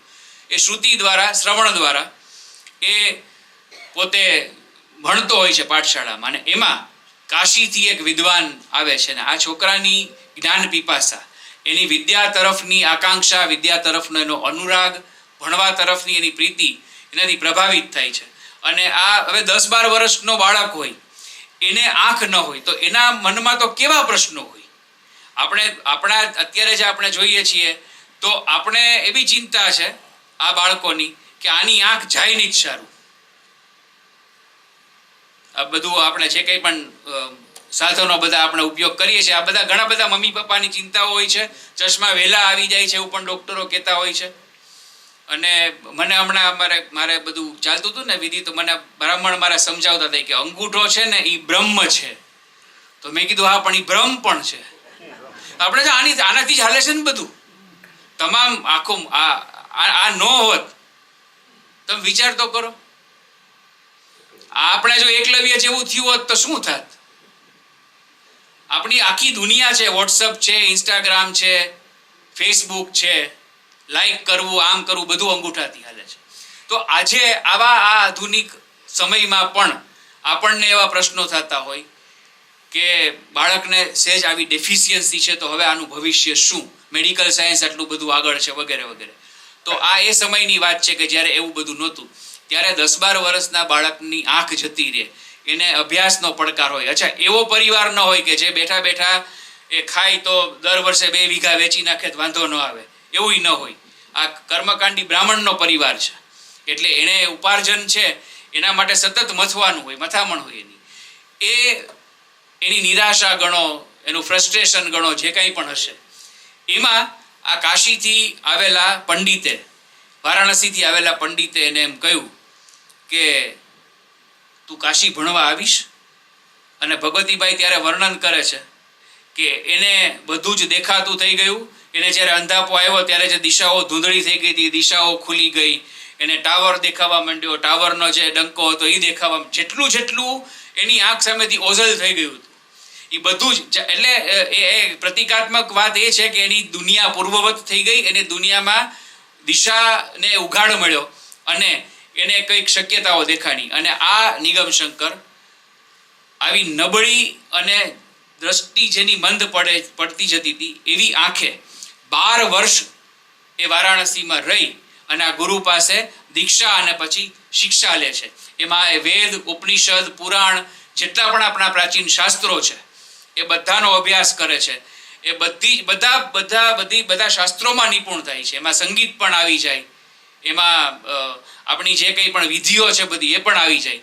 અને એમાં એ 12 વર્ષ સુધી ત્યાં અભ્યાસ કરે છે અને બધી બાબતમાં એક્સેલન્સ જેને કહેવાય આપણે 70+ પર્સન્ટાઇલ આજની પરિભાષામાં. અને આ એવો સમય હતો જ્યારે નીટ આપવાની જરૂર નહોતી અને પેપર ફૂટતા નહોતા. આ એવા સમયનો વિદ્યાર્થી છે નિગમશંકર. એ 12 વર્ષ એમાં ભણે છે અને પછી જ્યારે પરત આવે ત્યારે એના પિતા ભદ્રશંકર એનું અવસાન થાય છે. ભારતના સંસ્કાર અહીંયા પાછા કઈ રીતે, અને કોઈ જાતના આડંબર વગર, અવતરણ વગર બહુ સહજ રીતે છે ને લેખક મૂકી દે છે. આ નિગમશંકર છે એ યુવાન છે. એમના પિતા, જે આપણે શરૂઆતમાં વાત કરી કે અનેક દુર્ગુણોનો ભંડાર, એવું લેખક લખે છે. તો એનાથી બહુ જ નાની વયના બેનને પરણી અને લઈ આવ્યા હોય છે, જે નિગમશંકરના સમવયસ્ક હોય છે. આમ સામાજિક દરજ્જે એની માતા કહેવાય, પણ એ બંને વચ્ચે બહુ ઉંમરનો ભેદ નથી. અને એ નિગમશંકર જ્યારે આવે છે ત્યારે હવે એમાં કોઈની એમાં એ બેનનો પણ વાંક ન ગણી શકાય. એની ઉંમર અને એનું જે કંઈ પણ ત્યારે સામાજિક બંધારણો, એટલે એ નિગમશંકરને વાતમાં એવી દરખાસ્ત મૂકે છે કે હું કંઈ જન્મદાત્રી તો નથી તમારી, એટલે હું તમારી માં ન પણ ગણાવ. બાકીની વાત તમે સમજી જાઓ કે એને શું એ ઈચ્છા વ્યક્ત કરી છે. ત્યારે નિગમશંકરે એમ કહે છે કે ના, તમે મારી માં જ છો, અને એની માં તરીકે જ એને સેવા કરે છે. અને પછી એ બેન જે છે એ પોતાની ભત્રીજી સાથે નિગમશંકરના લગ્ન કરાવે છે અને એ લોકોનો સંસાર આગળ વધે છે. નિગમશંકર છે એ કર્મકાંડ કરે, એ બધી વિધિઓ કરે અને પરિવાર છે એ રીતે આગળ વધે છે. અને એના પિતાના અવસાન પછી એનો પરિવાર છે એ રીતે જીવતો હોય છે. અને એને એક પુત્ર થાય છે, એનું નામ તિલક. શાળામાં મૂકે છે. નિગમશંકર બહુ ઓપન માઇન્ડેડ, કે આપણે સંસ્કૃત ભણીએ છીએ માટે અંગ્રેજીનો વિરોધ, આપણે સંસ્કૃત ભણીએ છીએ માટે અન્ય ભાષાનો વિરોધ, આવી કોઈ આવા બંધિયારપણામાં નથી માનતા. પણ એ જ્ઞાનની ઉપાસનામાં માને છે, એ પરંપરામાં માને છે. અને તિલક સ્કૂલમાં જાય છે અને એક વાર સ્કૂલમાં એવું બને છે કે બોર્ડ ઉપર લખેલા અક્ષર તિલકને વંચાતા નથી અને એને ફાળ પડે છે કે મારે બાપુજી જેવું થશે. મળી વારસામાં સતત વેદનાઓ. આ ભગવતી કુમારની ગઝલ અહીંયા આવે અને શિક્ષક એને ટપારે કે તને કેમ દેખાતું નથી, તું કેમ જવાબ નથી આપતો, આ બધું. પછી એમ કહે છે કે સાહેબ તમે ક્યાંય કંઈ લખ્યું જ છે? તો ક્યારે લખેલું છે? તો કે સાહેબ બોર્ડ ઉપર ક્યાં કંઈ લખેલું જ છે? તો કે આગળ આવ. ત્યારે થોડો એને આભાસ થાય છે કે કંઈક લખેલું છે અને એ વાંચે છે. ત્યારે માસ્તર એને એના શિક્ષક એમ કહે છે કે તારે નંબર કઢાવવા પડશે, તને બહુ વધારે તારા બાપુજીને કહે છે. અને આ છોકરો ઘરે આવીને એમ કહે છે કે પપ્પા બાપુજી મને તો આવી રીતના છે કીધું ને ઘટના આવી સ્કૂલમાં બની. એટલે આ જેને સાગા કહેવાય એ વેદના છે, એ વારસાગત સમસ્યાના માણસ. એ વારસાગત સમસ્યા જે નિગમશંકરને હતી એ તિલકમાં પણ આવી. પછી આખી વાર્તા એ રીતે આગળ વધે છે અને ડૉક્ટરની સલાહ લે છે. અને ડૉક્ટર એને એમ કહે છે કે ભાઈ આનું ભણવાનું બધું મુકાવી દો, આને કંઈ વાંચવાનું ન હોય, આની આંખ જેટલી છે એટલી એ નહીં રહે, આ બહુ જ નબળી આંખ છે, અને તમે તમારી સાથે અને તમારા કર્મકાંડના વ્યવસાયમાં સાથે લઈ લ્યો. નિગમશંકર એવું કહે છે કે સાહેબ જે થવાનું હોય થાય, તિલક ભણશે ને બહુ આગળ વધશે. એટલે પ્રજ્ઞા ઉપરનો એનો ભરોસો, પોતાના સંસ્કાર ઉપરનો ભરોસો, પોતાના શાસ્ત્રો ઉપરનો ભરોસો, આપણી જે પરંપરા છે એની ઉપરનો એનો વિશ્વાસ. એ સંવાદો બહુ લાંબા છે ને એમાં આપણે પડીએ હમણાં વિગતમાં જઈએ કે ક્યારે શું બોલાયું છે. પણ વાત આ રીતે આગળ વધે છે કે એક પ્રજ્ઞાચક્ષુ પંડિતના પુત્રને પણ જે ઉંમરે નિગમશંકરને અંધત્વ આવ્યું હતું, લગભગ એ જ ઉંમરે દીકરાને પણ અંધાપો આવે છે. અને એની પણ પાછી એ જ અસૂર્ય લોકમાં, જ્યાં કંઈ જોઈ નથી શકાતું, જ્યાં અંધકાર છે, એમાં એની યાત્રા છે એ ફરી શરૂ થાય છે. એના પડોશી હોય છે એ સરકારી અધિકારી હોય છે, એટલે એનું જીવન આખું જુદા પ્રકારનું હોય, એની સલાહો જુદી પ્રકારની હોય. પણ પછી એના પડોશમાં એક એવો પરિવાર આવે છે જે સંગીત સાહિત્ય સાથે રુચિ ધરાવે છે. એનો દીકરો છે એ સિતાર વગાડતો હોય છે, અને એની દીકરી સત્યા એ એકદમ નખરાળી, એકદમ નટખટ, જે 15, 16, 17 વર્ષની ઉંમરે જે શરારતો જે હોય કિશોર અવસ્થા કે તરુણ અવસ્થામાં, એટલે એ કોઈ પણ વાતને ગંભીરતાથી લે જ નહીં, તિલકની મશ્કરી કરે રાખે, તિલકને ખીજવે, મજાક મસ્તી કરે, અને એ રીતે એ લોકો વચ્ચે એક આખો સરસ મજાનો મૈત્રીભર્યો સંબંધ છે એ વિકસે છે. અને એમાં ઘણી બધી ઘટનાઓ એવી છે જે આપણને સ્પર્શે કે બહુ જ એકદમ વરસાદ પડે અને પૂર આવે ત્યારે આ લોકોનું જે ઘર છે એમાં દાદરા ઉપર, એટલે કે પહેલા માળે આ તિલક ને એના પત્ની ને એના લોકોએ ઊભા રહેવું પડે. અને એમાં નિગમશંકરે વસાવેલી બહુ જ અદ્ભુત લાઇબ્રેરી, જેમાં પુરાણ હોય, જેમાં વેદ હોય, જેમાં વેદ ઉપરના ભાષ્યો હોય, જેમાં શંકરાચાર્યના ગ્રંથો હોય, જેમાં ભગવદ્ ગીતા ઉપરના ભાષ્યો હોય, આવી બધા આવા ગ્રંથો, આવા પુસ્તકો બધું તણાઈ જાય છે. અને પુત્ર તરીકે તિલક એવો સંકલ્પ કરે છે કે આ પિતાએ એકત્ર કરેલું જે જ્ઞાનનો ભંડાર હતો એ તણાઈ ગયો, એ હું રિસ્ટોર કરીશ, પાછી આ બધા પુસ્તકો મેળવી અને એની હું પુનઃ પ્રતિષ્ઠા, આ મંદિર કહેવાય, આની પુનઃ પ્રતિષ્ઠા હું મારા ઘરમાં કરીશ. અને એ રીતે આખી વાત આગળ વધે. અને તિલક છે એ BA થાય છે પ્રથમ વર્ગ સાથે. આવી નબળી આંખ છતાં એના પિતાનો વિશ્વાસ છે એ પુરવાર કરે છે. અને એક પરિચિત ગોરધનદાસ, જે એ કોલેજના ગવર્નિંગ બોડીના ચેરમેન હોય છે, એના આગ્રહથી એ કોલેજમાં ગ્રંથપાલ તરીકેની નોકરી કરે. તમે વિચાર કરો, આ જે આખું જે કોન્ટ્રાડિક્શન, જે પેરાડોક્સ જેને કહેવાય, એ જે સર્જ્યો છે કે આંખો નબળી છે, જેને વારસામાં અંધત્વ મળ્યું છે, એ વ્યક્તિનું કામ લાઇબ્રેરીનું છે. અને એટલે જ લાઇબ્રેરી સાચવવા કે પુસ્તકો સાચવવા માત્ર આંખની જરૂર નથી. આંખની જરૂર નથી એવું તો ન વિધાન કરે, પણ માત્ર આંખની જરૂર નથી. એટલે ઓવરઓલ જ્ઞાન છે, લાઇબ્રેરી છે એ માત્ર પ્રતીક છે. જ્ઞાન છે, જ્ઞાનનો ભંડાર છે, આપણો જ્ઞાનનો વારસો છે. એમાં માત્ર આપણે સ્થૂળ કે હું આ જ્ઞાતિનો છું માટે હું આ કરી શકું, હું આ ધર્મ પાળું છું માટે હું આ કરી શકું, એમ નહીં. આંખ વગરના વ્યક્તિ પણ લાઇબ્રેરી સંભાળી શકે એમ, જેનું અનુસંધાન જે બાબત સાથે છે, જેનો માહિલો જેમાં રાજી છે ને, એ કામ એ કરી શકે, એવો એક અર્થ પણ અહીંયાથી આપણે નિપજાવી શકીએ. અને એ ગ્રંથપાલ તરીકેનું કામ કરે છે. અને તિલકના પિતા બાજુમાં નિગમશંકર એ બધી જુદી જુદી વિધિઓ કરાવતા હોય છે. અને વિધિ કરાવે ત્યારે તિલકને પણ સાથે લઈ જાય. બીજો એનો દુર્ગા શંકર કરીને શિષ્ય હોય, એનો સહયોગી, એને સાથે લઈ જાય. એ બધી ઘટનાઓનું બહુ સરસ મજાનું વર્ણન છે. અને એમાં એકવાર સર્પદંશથી એનું મૃત્યુ થાય છે. અને તિલક સાવ અચાનક જ એક જ ક્ષણમાં મોટો થઈ જાય છે. એ પછી એનું જીવન આખું આગળ વધે છે. અને એના પિતાની દ્રષ્ટિ 16 વર્ષની ઉંમરે બગડી હતી. એની દ્રષ્ટિ પણ ધીમે ધીમે તિલકની પણ ખરાબ થઈ રહી હતી. અને એમાં એના લગ્નની વાત ચાલે. લગ્ન કરવા ન કરવા તિલક ના પાડે. સત્યા, જે એની સાથે મશ્કરી કરતી, એની સાથે રમતી, એ તિલકને એમ કહે છે કે આપણે લગ્ન કરીએ. અને તિલક એમ કહે છે કે હું લગ્ન નહીં કરું, કારણ કે આપણા સંતાન અંધ થાય એવી મને બીક છે, અને આપણે કોઈના જીવનમાં અંધકાર ન આપવો જોઈએ. અને સત્યા એને આગ્રહ કરે છે કે ના, આપણે આપણો સંસાર વસાવશું, જે કંઈ થશે આપણે સાથે મળીને તો સંઘર્ષ કરશું. પણ તિલક ના પાડે છે. સત્યાની અન્યત્ર સગાઈ થાય છે ને લગ્ન નક્કી થાય છે. ને લગ્નની આગલી સાંજે લાઇબ્રેરીમાં સત્યા લગ્નના કપડાં પહેરીને આવે છે. અને તિલકને એમ કહે છે કે મારો સંસાર ભલે કાલથી શરૂ થાય, પણ મેરે તો ગિરિધર ગોપાલ દૂસરો ન કોઈ. અને એક એવી ઘટના બને છે જેને સમાજ કદાચ માન્યતા આપે કે ના આપે, પણ સત્યા તિલકને એમ કહે છે કે ભલે આપણે પરણ્યા નથી. અને એ લાઇબ્રેરીમાં એ લોકો મળે છે, ઘણો બધો સારો એવો સમય વિતાવે છે. એ પછી વાર્તા આગળ વધે ને તિલક એના બાને લઈ અને તીર્થયાત્રાએ જાય છે અને બધી વાત કરે છે કે સત્યાએ તો મને લગ્નનું કહ્યું હતું પણ મેં ના પાડી કારણ કે આવું થાય. એટલે એની બા એને ઠપકો આપે છે કે આવી સરસ દીકરી આપણી જાણીતી અને તે શું કામ ના પાડી.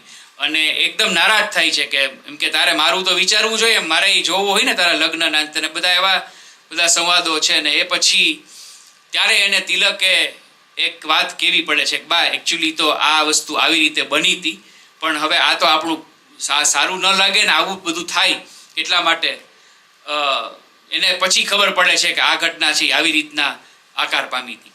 અહીંયાથી એવી રીતે આગળ વધે છે વાર્તા. અને પછી જે એના અંત તરફ જ્યારે આપણે જઈએ, હું અંત તો તમને નહીં જ કહું, પણ એ તિલક પછીથી સંશોધનો કરે છે અને પછીથી મુંબઈ શિફ્ટ થાય છે ને એને આંખની તકલીફ વધી જાય છે અને મુંબઈના એક ડૉક્ટરને કન્સલ્ટ કરવા જાય છે. એ મુંબઈના ડૉક્ટરને બતાવે છે અને એ બહાર નીકળે છે ત્યારે સત્યા એના દીકરાને લઈ, સત્યા એટલે પોતાના દીકરાને, અને એમ કહે છે કે આને આંખની તકલીફ છે. એક એક ઘટનામાં આઘાતો પ્રત્યાઘાતો લેખકે આપ્યા છે. અને એટલા માટે આ અસૂર્ય લોક, જેને હવે આપણે સાહિત્યની દ્રષ્ટિએ થોડીક તપાસીએ તો અસૂર્ય લોક એટલે આમ એક અંધકારમય લોક. એટલે આ અંધકાર, આ અસૂર્ય લોક માત્ર ચર્મચક્ષુ ગુમાવ્યાની સ્થિતિને કારણે જ નથી સર્જાયો. મેં તમને કીધું ને કે આંખ નથી માટે કોઈ વ્યક્તિ અંધ છે અથવા તો અસૂર્ય લોકમાં છે એવું નથી. ભદ્રશંકરની વિષયાંધતા, ભદ્રશંકરમાં જે કોઈ પણ દુર્ગુણો હતા એ પણ એક પ્રકારે અસૂર્ય લોક સર્જે છે.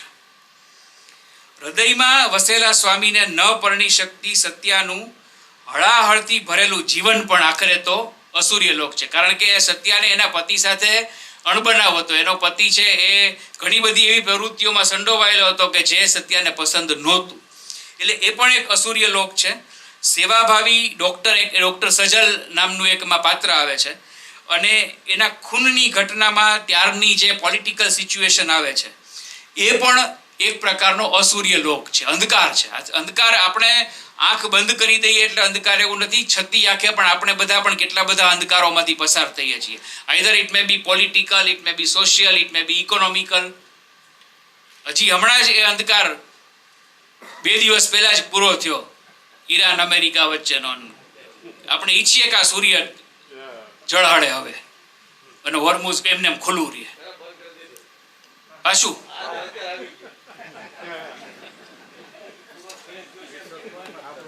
એટલે અનેક પ્રકારના અંધકારોમાંથી આપણું માણસનું જીવન પસાર થાય છે. આ અસૂર્ય લોક એ ગોર્ધન શેઠની તેજસ્વી આંખ જોઈને એના અંધ પત્ની ભાગીરથીને ક્ષણભર એ જ્યારે વિચલિત થઈ જાય છે એ પણ અસૂર્ય લોક પ્રતિ એનો નિર્દેશ કરે છે. અને આ નવલકથામાં સર્જકની મથામણ એ રહી છે કે અસૂર્ય લોકથી સૂર્યલોક ભણી ગતિ નવલકથા દ્વારા કરવાની. તમસોમાં જ્યોતિર્ગમય ઊંડા અંધારેથી પ્રભુ પરમ તેજે તું લઈ જા. એટલે જો ભદ્રશંકરના જીવનમાં આવું બન્યું, એના અવસાન પછી નિગમના જીવનમાં 12 વર્ષની નાની ઉંમરે અંધકાર આવ્યો. તેમ છતાં એ સંઘર્ષ કરીને એણે અભ્યાસ કર્યો, એણે પોતાનો વ્યવસાય કર્યો, ભારતીય સંસ્કૃતિ, ભારતીય પરંપરા માટે એણે કામ કર્યું, વેદોનું કામ કર્યું. પોતાના જીવનમાં પડકાર હતો, પોતાના જીવનમાં અંધકાર હતો, છતાં કોકને લગ્નની વિધિ કરાવીને એના જીવનમાં પ્રકાશ સર્જે, કોકની સગાઈની વિધિ કરાવીને એના જીવનમાં પ્રકાશ સર્જે. એટલે યાત્રા છે ને એ તો ચાલુ જ હતી. એ પછી તિલકને પણ આ વસ્તુનો અનુભવ થયો, તેમ છતાં તિલક પણ વિદ્યાભ્યાસમાં આગળ વધ્યો અને તિલકે પોતાનું કામ છે એ ખૂબ સારી રીતે પાર પાડ્યું અને બહુ PhD સુધીની એની આખી યાત્રા છે ચાલી. એટલે ભણવા માટે, અભ્યાસ કરવા માટે, આ બધી જ બાબતો માટે સ્થૂળતા એ આવશ્યક છે. આપણે અત્યારના સમયમાં એમ કે સગવડોથી પર રહીને એર કન્ડિશન વગર ને બધા સાધનો ઉપકરણો વગર જ રહેવું એવું જરૂરી નથી, પણ એ હોય તો જ જીવન જીવાય, એ હોય તો જ પડકારોનો સામનો થઈ શકે એવું નથી. પડકારોનો સામનો કરવા માટે સૌથી અગત્યનું અને ઊંચું જો કોઈ તત્વ હોય તો એ પ્રજ્ઞા છે, જેને આપણે સુપિરિયર સેન્સ જેને આપણે કહીએ છીએ. એટલે આપણે જો આપણી સામે કેટલી બધી ટેકનોલોજી આવી અને તેમ છતાં આપણી પ્રજ્ઞા છે એ જીતતી આવી છે. હવે આ મોટો પડકાર એઆઈ આપણને એટલે કે માણસ જાતને આપ્યો છે અને એની સામે કેમ ટકવું એની અત્યારે એનો વિચાર થઈ રહ્યો છે. એટલે આ છે ને એઆઈ છે ને એ એઆઈની સામે માનવ બુદ્ધિ એનું યુદ્ધ નથી, એઆઈની સાથે અનુકૂલન સાધીને કેમ માણસની બુદ્ધિ કામ કરશે ને એનું આખું યુદ્ધ છે. પણ એ જ્યારે ભગવતી કુમાર શર્માએ આ નવલકથા લખી ત્યારે આવી કોઈ વાત સ્વપ્ને ક્યાંય નહોતી. તેમ છતાં એને મહિમા છે એ પ્રજ્ઞાનો, એણે જ્ઞાનનો કર્યો છે. એવા સ્પષ્ટ સંકેત નહીં પણ એવી સ્પષ્ટ વાતો છે. એમાં આપણે જઈએ આપણો સંવાદ પૂરો કરતા પહેલા. એટલે સર્જનાત્મક અને ચિંતનાત્મક ગદ્યનો સરસ રીતે વિનિયોગ કરી અને કાવ્યાત્મકતાનો પાશ લગાડતા કેટલાક આસ્વાદ્ય અને તાજગી ભર્યા કલ્પનો તથા શબ્દ પ્રયોગો ગદ્યને એકદમ રમણીય અહીંયા બનાવી રહ્યા છે. જેમ કે મોગરાના ફૂલ જેવું વ્યક્તિત્વ, જેમ કે કપૂરની જેમ સ્મૃતિઓનું ઉડી જવું, વૈશાખી લૂ જેવો નિશ્વાસ,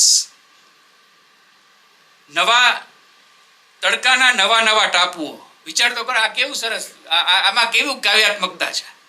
તડકાના નવા ટાપુઓ, અંધકારના દરિયાઓમાંથી ઉપર આવતા હતા, શબ્દ માત્ર ફીણના પરપોટા, આવા કલ્પનો, આવા અલંકારો, પાણીની કૂચ, લોહી જાણ ચીસ, સુરોનો અષાઢ, વિષાદનો પહાડ, એવા શબ્દગુચ્છો આ ગદ્યને એકદમ તાજગી ભર્યું બનાવે છે. અને કેટલાક ચિંતનાત્મક વાક્યો.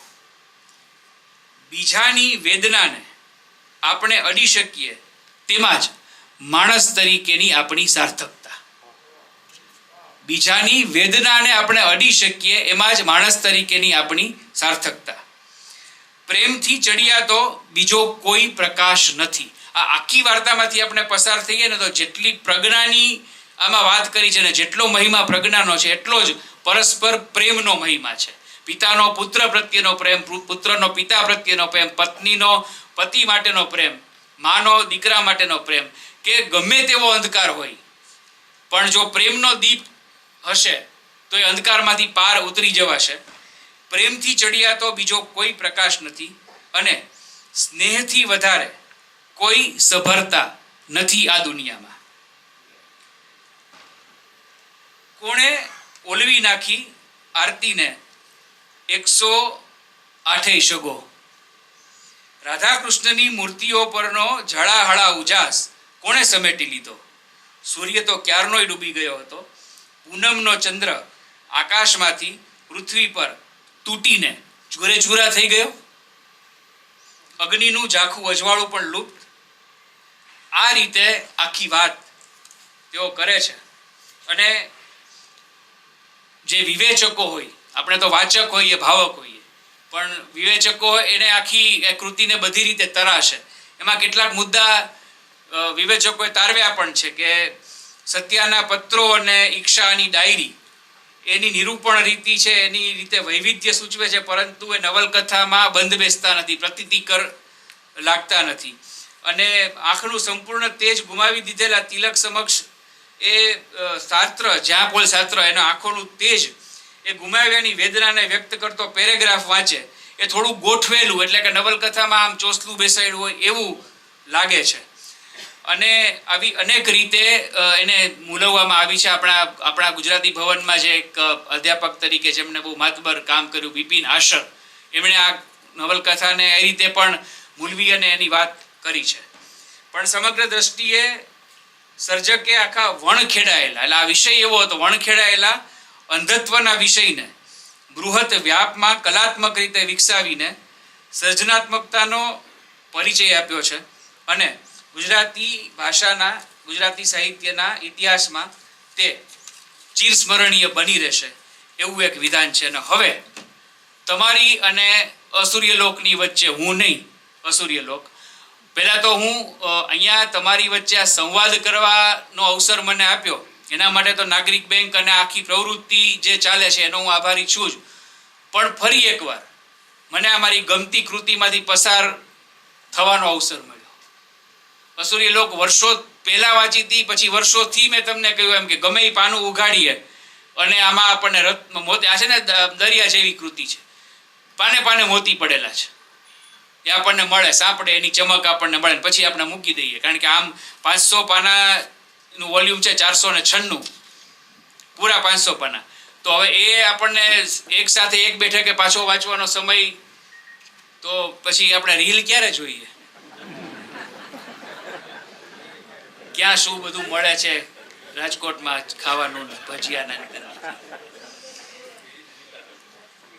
પણ કેવી સરસ વાત.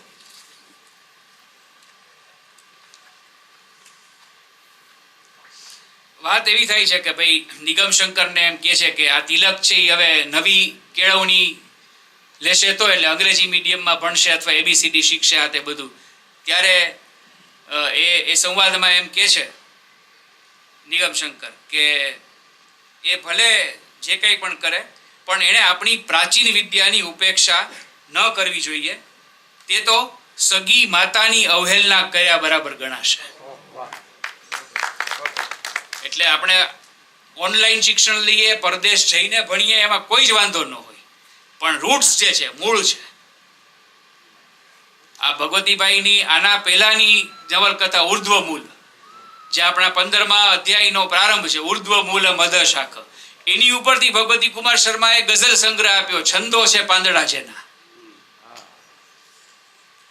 એ 15મા અધ્યાયમાં એવું જે એ કહે છે, આમાં આવશે, એમાં એમ કહે છે કે ન તદ ભાસયતે સૂર્યો ન શશાંકો ન પાવક, કે જ્યાં સૂર્ય પણ નથી, ચંદ્ર પણ નથી, એવા સ્થાને મારું ઘર છે, એવું કૃષ્ણ ભગવાન ભગવદ્ ગીતામાં કહે છે. અને અહીંયા નિગમ શંકર એમ કહે છે એના પત્નીને કે આપણે પણ આ જ ઘરના નિવાસી છીએ, કે ત્યાં આપણને ચંદ્રય નથી દેખાતો, સૂર્યય નથી દેખાતો. ના તદ ભાસયતે સૂર્યો ન શશાંકો ન પાવક. પછી એવું કહે છે, એટલે એ નિગમ શંકર પોતાના અંધત્વની વાત કરે છે. અંધ થયો ત્યારે મારા પર આફતનો પહાડ તૂટી પડ્યો, એવી મારી લાગણી હતી. તે સ્વાભાવિક પણ હતી. હજીએ અંધાપાની મર્યાદાઓ કંઈ ઓછી નથી થઈ, છતાં તેણે જ મારે માટે કાશીનો રાજમાર્ગ ઉઘાડી આપ્યો. આને તમે મોટિવેશનલ કોઈ સ્પીકર આવે તો તમે પોઝિટિવ થિંકિંગ કહો. આમણે પોઝિટિવ થિંકિંગ એમને જ બહુ સરસ મજાનું પેલું પાણીમાં શરબત એનું એસેન્સ ભેળવે ને એમ ભેળવી દીધું ભગવતી કુમાર શર્માએ. કાશીનો મારી જ્ઞાન દીક્ષા સિવાય મારું અસ્તિત્વ શું છે? દેસાઈ સાહેબ, ભાગીરથી જેવી સ્ત્રી અને તિલક સરખો પુત્ર, મારા કંઠમાં વેદ મંત્રોનું ગાન, મનમાં દર્શન શાસ્ત્રની સભરતા, લોહીમાં ઉપનિષદના વચનો અને હૃદયમાં ઈશ્વર પ્રત્યેની અમિટ શ્રદ્ધા, માણસને એનાથી વધારે શું જોઈએ? તમે વિચાર કરો, બંને આંખે અંધ વ્યક્તિ, આપણે ખાલી લાઈટ જાય ને અડધી કલાક તો PGVCL ને આમ વોટ્સઅપ કરી ક્યારે આવશે, ક્યારે આવશે. અડધી કલાકનો અંધકાર આપણાથી બરદાસ્ત થતો નથી. આજે આમ તો પ્રોગ્રામ તો સેન્ડવિચનો હતો, પણ હવે લાઈટ ગઈ, ટોસ્ટર નથી, એટલે શું કરવું? એટલે સ્વિગી. આપણો આ દેશકાળ છે, ટીકા નથી કરતો, પણ આપણને જે વસ્તુ અડધી પોણી કલાક આપણે સહન નથી કરી શકતા, એ આ વ્યક્તિ જીવનભર અંધાપો વેઠે છે, છતાં એને મહિમા એના જ્ઞાનનો છે કે મારી પાસે ઉપનિષદ છે, મારી પાસે વેદ છે, મારી પાસે આવો પરિવાર છે, તો શું જોઈએ? This is our roots, this are our roots. પછી નિગમ શંકર છે એ વાત કરે છે, દેસાઈ સાહેબ જે મેં તમને કીધું પેલા અધિકારી એની સાથે, અને એમ કહે છે કે ભાઈ તમે તિલકને કેવી કેળવણી આપશો, શું છે, તમારો દીકરો ભણશે કે નહીં? અને ત્યારે એમ કહે છે કે તમે પાછી ભૂલ કરી દેસાઈ સાહેબ. તિલકને નવી કેળવણી આપવા હું તૈયાર થયો છું, તે કંઈ મામલતદાર, કલેક્ટર, બેરિસ્ટર બને તેવી લાલસાથી નહીં. તેને જે બનવું હશે તે બનશે ને આમાંનું કાંઈ નહીં બને તોય મને કાંઈ ચિંતા નહીં થાય. તે વિદ્યા મેળવે, જ્ઞાની બને, સારો માણસ થાય એટલું પૂરતું છે. આ આપણી નવી શિક્ષા પદ્ધતિ NEP 2020 કે આપણે સર્વાંગી વિકાસ, હોલિસ્ટિક ડેવલપમેન્ટ, આમાં મોન્ટેસરી આવી જાય, આમાં ગીજુભાઈ આવી જાય. આપણે તો શું છે, આપણે છે ને, આપણે ત્યાં એવું છે, જો બાળકો 10મા ધોરણમાં હોય ને ત્યાં સુધી આપણા દીકરા દીકરી હોય, જેવા SSCમાં આવે એટલે સ્ટુડન્ટ બની જાય, પછી આપણે ટોપરનું સપનું બની જાય, પછી એના જીવનનો એક જ મકસદ હોવો જોઈએ, પર્સન્ટાઇલ. એટલે ગઈકાલ સુધી જેને માગ્યા પહેલા ચોકલેટ મળતી હોય એને પછી 4-5 કલાક પહેલા એ વાંચતા ઉઠે તો એને તરત જ વઢ પડે, સમજતો નથી, કેમ બેસતો નથી ને આ કઈ તારક મહેતા જોઈએ થોડું આપણું દુનિયા હાલશે ને IPL વાળા તો રમીને વયા જશે, તારે ભણવામાં ધ્યાન નથી દેવું, આખું આપણું પરસેપ્શન ફરી જાય છે. સો ઇટ ઇઝ નેસેસરી દીકરા દીકરીઓને કેવું જોઈએ, પણ આપણો હેતુ એ જ છે કે ડૉક્ટર બને, એન્જિનિયર બને. ભારતીય શિક્ષણ પદ્ધતિ, ભારતીય મૂલ્યોનો જે સાર છે તે એ છે કે શિક્ષણ દ્વારા, કેળવણી દ્વારા મનુષ્ય વધારે સારો મનુષ્ય બને. અને એમાં આ નવલકથામાં ભગવતી કુમાર શર્માએ નિગમ શંકરના મોઢે આવા શબ્દો મૂક્યા છે. એ એવું કહે છે કે અમે તો બ્રાહ્મણ એટલે હોવા જોઈતા હતા અપરિગ્રહી, પણ બની ગયા છીએ ભિક્ષુક. આ એમનું વિધાન છે. એ કલંક તો કંઈક ભૂસાવવું જોઈએ ને. તમે જાણો છો, મારા ઘરની પાઠશાળામાં હું વિદ્યાર્થીઓ પાસેથી 1 પાઈ લેતો નથી. વિદ્યાનો વિક્રય ન હોય દેસાઈ સાહેબ, વિદ્યાનો વિક્રય ન હોય. આપણે FRC રચવી પડી છે, ફી રેગ્યુલેશન કમિટી, અને આ એમ કે છે કે વિદ્યાનો વિક્રય ન હોય. અને પેરેન્ટિંગ તમે જોવો સાહેબ, આ પારદર્શકતાથી માંડીને ફ્લેક્સિબિલિટી, એક બાપે શું કરવું જોઈએ. આપણે ત્યાં પિતાપણું છે ને, હું કહું એમ કર. મેં મારા 52 વર્ષના જીવનમાં ક્યારેય અનુભવ્યું જ નહીં પપ્પા પાસેથી હું કહું એમ કર. મને પૂછતા તમારી શું અનુકૂળતા છે. પણ આ નિગમ શંકર છે ને, એ જે ટ્રાન્સફોર્મેશનની વાત છે, સમયની સાથે બદલાવાની વાત છે, એ તિલકને એમ કહે છે કે તિલક, તારી સ્લેટમાં મારી પાસે અંગ્રેજી બારાખડી ઘૂંટાવને દીકરા. સંસ્કૃતનો પ્રકાંડ પંડિત એ દીકરાને કહે તું મને ABCD શીખવાડ. એટલે આપણે ત્યાં છે ને, આપણે સમસ્યા એવી થાય છે કે આપણે કોઈ બાળક હોય ને તો આપણે ઊભા રહીએ છીએ અને એમ રાહ જોઈએ બાળક કૂદકો મારીને આપણને વળગી જાય. બાળકને ઉચકવું હોય તો આપણે ઝૂકવાનું હોય તો એને લાડ લાગે. પણ એટલે આ સ્થૂળ રીતે હું તમને કહું છું, પણ આપણે આપણી પરંપરાને અનુસરે, આપણા હુકમો માને, આપણી આજ્ઞા માને, આપણે કહીએ એમ કરે, આપણે પહેરીએ એવું પહેરે, આપણે જે મંદિરે જતા હોય એ જ મંદિરે જાય, તો જ આપણું બાળક એ આપણું બાળક. તમે મને દુનિયામાં એવું ક્યાંક તો બતાવો, આખી દુનિયામાં એક બાળક કે એના અવતરણ સાથે એક રિમોટે હારે આવ્યું હોય છે કે રિમોટ કંટ્રોલ, કે આને કંટ્રોલ કરવા માટે ટીવી આવે તો આપણે આવે છે, હવે પંખા પણ થઈ ગયા રિમોટ કંટ્રોલ વાળા. પણ આપણે આપણા મનમાં બાળક માટેનું રિમોટ કંટ્રોલ રાખીએ, આમ ન કરાય, હોય આમ ન કરાય, આમ ન બેસાય, આમ ન ઉભાય. અને ગેસ્ટ આવે તો બેટા ઓલું ગીત સંભળાવતો. આના શો ન હોય. આ નિગમ શંકર ના પાત્ર દ્વારા ભગવતી કુમાર શર્મા આપણને પેરેન્ટિંગ પણ શીખવાડે છે.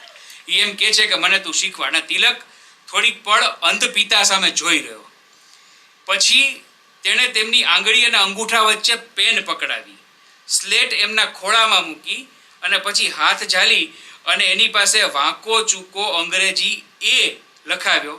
પાછળ ઊભી રહીને બાપ દીકરાની આ ક્રીડા જોઈ રહેલી ભાગીરથી ખડખડાટ હસી પડી અને બોલી, તમને આ ઉંમરે શું ચાળા સૂજે છે? આ ચાળા નથી. નિગમ શંકરનો જવાબ. 12 વર્ષ કાશીમાં સંસ્કૃત ભણીને આવેલા પંડિતનો જવાબ એના પત્નીને, આ ચાળા નથી, મારો વધુ એક જન્મ છે. સાહેબ, દરેક નવી વિદ્યા આપણો નવો જન્મ છે. ટાગોર 64 વર્ષે ચિત્રો દોરતા શીખ્યા હતા. 64મે વર્ષે આપણે રાહ જોતા હોય છે DA ક્યારે આવે પાછું જુલાઈમાં. ભલે આવ્યો, મારો વાંધો નથી. આ તો રિટાયરમેન્ટ આપણે 58 ગણીએ 60 ગણીએ રિટાયરમેન્ટ પછીના 4-6 વર્ષે રવિન્દ્રનાથ ટાગોર છે એ ચિત્ર બનાવતા શીખ્યા હતા. અમારે નગીનદાસ સંઘવી 88-89 વર્ષે તો કોમ્પ્યુટર શીખ્યા હતા. મારે અમદાવાદ દિવ્ય ભાસ્કરમાં નોકરી હતી અને નગીન બાપાનો ફેક્સ આવે એટલે એનું લખેલું હોય. પછી અમે કોઈ જે લોકો જવાબદારી સંભાળતા એ લોકોની હું બાજુમાં બેઠો એટલે આપણને તો વાત કરવાનો મોકો મળે એટલે આપણે એમ કહીએ કે ભાઈ આ 2-3 અક્ષર છે ને એ ઉકલતા નથી એમ. એટલે એ લખાવે કે આમાં છે ને આમ છે આમ છે આપણે લખી લઈએ કે જે લોકો જેની જવાબદારી લખી લે. પછી એકવાર એને મળવાનું થયું કે બાપા એમ કે આનો કાયમી ઉકેલ શું એમ, ન તમારે ફોન કરવો ન મારે જવાબ આપવો. એટલે કોકે એમ કીધું એ તો કોમ્પ્યુટર શીખવું પડે. તો કે તો ભલે મને અઠવાડિયાનો ટાઈમ આપો. એટ ધી એજ ઓફ 88-89 એ કમ્પોઝ કરતા શીખ્યા. પછી અહીંયા આવતા ને ત્યારે એનું સ્કેનર લેપટોપ બધું લઈને આવતા એટલે એ લેખ લખે હાથેથી અથવા તો ટાઈપ કરે તો સવાલ નથી. લખેલું હોય તો એની સ્કેન કરે, સ્કેન કોપી ફોટો છે એ મોકલાવી દે જે છાપા જે મેગેઝિનમાં મોકલવાનું હોય. એટલે કોક વિદ્યા બેન હોય ને એની ઉંમર વધે, વિદ્યાની કોઈ ઉંમર જ ન હોય. આ એમ કે છે કે આ મારો નવો જન્મ છે એટલે કંઈક પણ નવું શીખવું એ નવો અવતાર છે, નવો જન્મ છે. બાપ દીકરાને ભણાવે એને બદલે અહીં દીકરો બાપને શીખવે છે પુત્ર ગુરુને પ્રણામ. એવું નિગમ શંકર, પુત્ર ગુરુને પ્રણામ. પુત્ર છે મારો, દીકરો છે પણ એ મારો ગુરુ છે.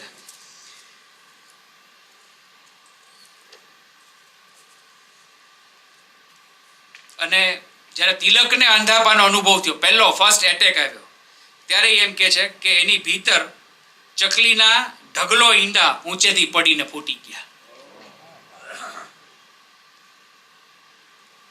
દુર્ગા એને દેખાતો હતો ખરો, બાપુજીને જોઈ શકતો હતો ના. ટેબલ પર પડેલી કલમ, પુસ્તકો, ખંડમાંની ખુરશીઓ, દવાખાનાની બારીમાંથી દેખાતો, જ્યારે ડોક્ટર પાસે લઈ જાય, ડોક્ટર તાંજોરકર પાસે, ત્યારની ઘટના છે. આકાશનો ટુકડો. તિલકે આંખો ઉઘાડ બંધ કરી. તેને તેની શાળા, શિક્ષકો, વિદ્યાર્થીઓ, બ્લેકબોર્ડ, નકશા, પૃથ્વીનો ગોળો, સ્કૂલની લાઇબ્રેરીના કબાટોમાં હારબંધ ગોઠવેલા પુસ્તકો, શાળાના મેદાનમાં લીમડામાં ભેરવાયેલા પતંગો, બધું યાદ આવી ગયું. એ બધું હવે છોડવું પડશે. ડોક્ટરે એમ કીધું કે આની આંખો નબળી છે, આ ભણી શકે એમ નથી. એટલે આખું ચિત્ર એની સામે ખડું થઈ ગયું અને એને એમ થયું કે આ બધું મારે છોડવું પડશે. પતંગ પણ ઉડાડવાનું છોડવાનું, ભણવાનું પણ છોડવાનું, રમવાનું પણ છોડવાનું. ધૂમો ભરાઈ ગયેલી છાતી સાથે તે નિગમ શંકરના પડખામાં જાણે કે વિખેરાઈ ગયો. પડખામાં માણસ સમાઈ જાય, આ દીકરો પડખામાં વિખેરાઈ ગયો. નિગમ શંકર પુત્રનો મૂંગો વલોપાત પારખી ગયા. તેઓ ઊભા થયા અને પછી બોલ્યા, એના શિષ્યને કહે છે, દુર્ગા, ડોક્ટરને એની ફીના પૈસા આપી દીધા. અને પછી ડોક્ટરને એમ કહે છે, ડોક્ટર એમ કહે છે કે મારી વાત ધ્યાનમાં રાખજો, છોકરાનું ભવિષ્ય બગાડતા નહીં. નિગમ શંકરની પીઠ પાછળ તાંજોરકરના શબ્દો સર્પની જેમ ડંખી ગયા. હવે નિગમ શંકર ઊભા રહી ગયા. તેણે પોતાનું માથું સહેજ ટટ્ટાર કરી ડોક્ટર સાહેબ સામે અડસટ્ટે ફરી એ જ ઠંડા વિંધી નાખતા અવાજે કહ્યું, ડાક્ટર સાહેબ, આપ તો દાક્તરી વિદ્યાના જાણકાર છો. આપે જે વાત કરી તે સાચી જ હશે. આપની સલાહ માટે આભાર. પણ હું 16 વર્ષનો હતો ત્યારે શીતળાના કોપમાંથી મારી બંને આંખો ગઈ. ઈશ્વર જાણે છે હું અભિમાની નથી, પણ ડાક્ટર સાહેબ, અંધાપો આવ્યા પછી જ મારું ખરું વિદ્યા જીવન શરૂ થયું. તમે તમારા ક્ષેત્રમાં જેટલું ભણ્યા હશો તેટલું તો હું મારા ક્ષેત્રમાં ભણ્યો જ હોઈશ. તમે કાઢી આપેલા ચશ્માના નંબર તો ઠીક, સાક્ષાત શીતળા માતા પણ મારા તિલકને ભણતો નહીં રોકી શકે. આ એક ડોક્ટર સામે, એક મેડિકલ સાયન્સ સામે એક પિતાનો બહુ પોઝિટિવ પડકાર, એનો આત્મવિશ્વાસ, એની પોતાની વિદ્યા ઉપરનો, એના ઈશ્વર ઉપરનો વિશ્વાસ. એટલે આવો પડકાર આવ્યો છે છતાં ઝૂકીને બેસી જવું, પેમ્પરિંગ કરવું, અરે દીકરા હવે તું શું કરીશ, આપણે શું કરશું, આવી કોઈ જ પોલી કે પોચી વાતમાં પડ્યા વગર નિગમ શંકર એમ કહે છે કે દીકરો મારો ભણશે. અને પછી તિલક પણ એમ કહે છે કે બાપુજી હું સ્કૂલે જઈશ. એ આખી એ રીતે વાત બધી ચાલે છે. ને ત્યારે ભાગીરથીને ઘરે બધી વાત કરે છે ને ત્યારે ભાગીરથીએ કંઈ પણ બોલ્યા વગર પતિના ખભાને થપથપાવા કરે, કે એને પત્ની પાસે વ્યક્ત થયા કે હું ડૉક્ટરને તો કહી આવ્યો પણ દીકરાનું થાશે શું. અને ત્યારે એણે એમ કીધું કે ગીતાનું પેલું વચન તો તું જાણે છે ને, ન તદ ભાસયતે સૂર્યો ન શશાંકો ન પાવક યદ ગત્વા નિવર્તન્તે તદ્મામ પરમમ મમ. રથી આપણે તો એ ધામના યાત્રાળુ છીએ. રસ્તે સૂરજનો તડકો આવે તોય ભલે ને ઘોર અંધારું આવે તોય ભલે, આપણી યાત્રા નહીં અટકે. આ પતિ ધર્મ, આ પતિ પત્નીને કહે છે, જેમ દીકરાને એણે મોટિવેટ કર્યો એ રીતે. અને પછી ઘણી બધી ઘટનાઓ, એટલે પાડોશમાં પહેલાં રહેવા આવે, પછી એ પાડોશીઓ બદલાય, અને એમાં જે રમાનાથભાઈ જે એક બહુ સંસ્કારી પરિવાર આવે છે એની સાથે જ્ઞાનની ચર્ચા કરે છે. ને એમાં એવું કહે છે કે અભિજીત સિતાર શીખ્યો તો સારું થયું, પણ ધારો કે ઇજનેર કે ડાક્ટર થાય તો તેણે કંઈક વિદ્યા તો મેળવી જ હોય ને. જ્ઞાનથી વધારે પવિત્ર આ જગતમાં બીજું કશું નથી, અને જ્ઞાનની કોઈ એક કેડી નથી. એટલે કોઈ પણ રસ્તે જ્ઞાનના માર્ગે કોઈ પણ રીતે જઈ શકાય. આવી કેટલી બધી સરસ મજાની ચમત્કૃતિઓ કહી શકાય, કેટલા બધા સરસ મજાના ગદ્યો આપણને મળ્યા છે આ કૃતિમાં. અને એમાં બે મહત્વની વાત જે મને આપણી પરંપરાને, આપણા શાસ્ત્રોને જે લોકો ચેલેન્જ કરતા હોય, ભલે એ તો એનો અધિકાર છે, પણ એક રોબર્ટ નામનો અમેરિકાથી આવેલો માણસ છે, પૂજા વિધિમાં યજ્ઞમાં બેઠા હોય છે, અને એને આ બધું ભારતીય પરંપરામાં રસ હોય છે, કુતૂહલ હોય છે કે આ શું આખી વાત છે. એટલે એ બધાને પૂછે રાખે, અને એમાં આ નિગમ શંકર એને ગોરાભાઈ કહે છે, અને એને સંબોધીને વાત કરે છે કે ગોરાભાઈ, જો અંતરાત્મા જાગૃત ન હોય તો જ્ઞાન પણ એક સાધન જ છે. વધારે સારા માણસ બનવા માટેનું, આત્મતત્વ પામવા માટેનું, પરમ તત્વ સાથે સાયુજ્ય સાધવા માટેનું. પછી એમ કે છે કે હું તમને એક વાત કહું, અમારા શાસ્ત્રોમાં પુરુષોત્તમની કલ્પના છે. હજી આપણે 5 દિવસ પહેલા વળાવ્યા. અમારા શાસ્ત્રોમાં પુરુષોત્તમની કલ્પના છે. અમારા ભગવાનને પણ અમે તો પુરુષોત્તમ તરીકે ઓળખીએ છીએ. ઉત્તમ ખરા, પણ પુરુષોમાં ઉત્તમ, દેવોત્તમ નહીં. ઈશ્વરના માનુષી સ્વભાવની આ વાત છે. અમારા કેટલાય અવતારો મનુષ્ય રૂપે, પ્રાણીઓ રૂપે પણ થયા. આપણે જો મત્સ્ય અવતાર, વામન અવતાર, તમે ભારતના 10 અવતારની વાત કરે છે. બ્રહ્માંડની અખિલાઈ સાથે અમારું આ તાદાત્મ્ય છે.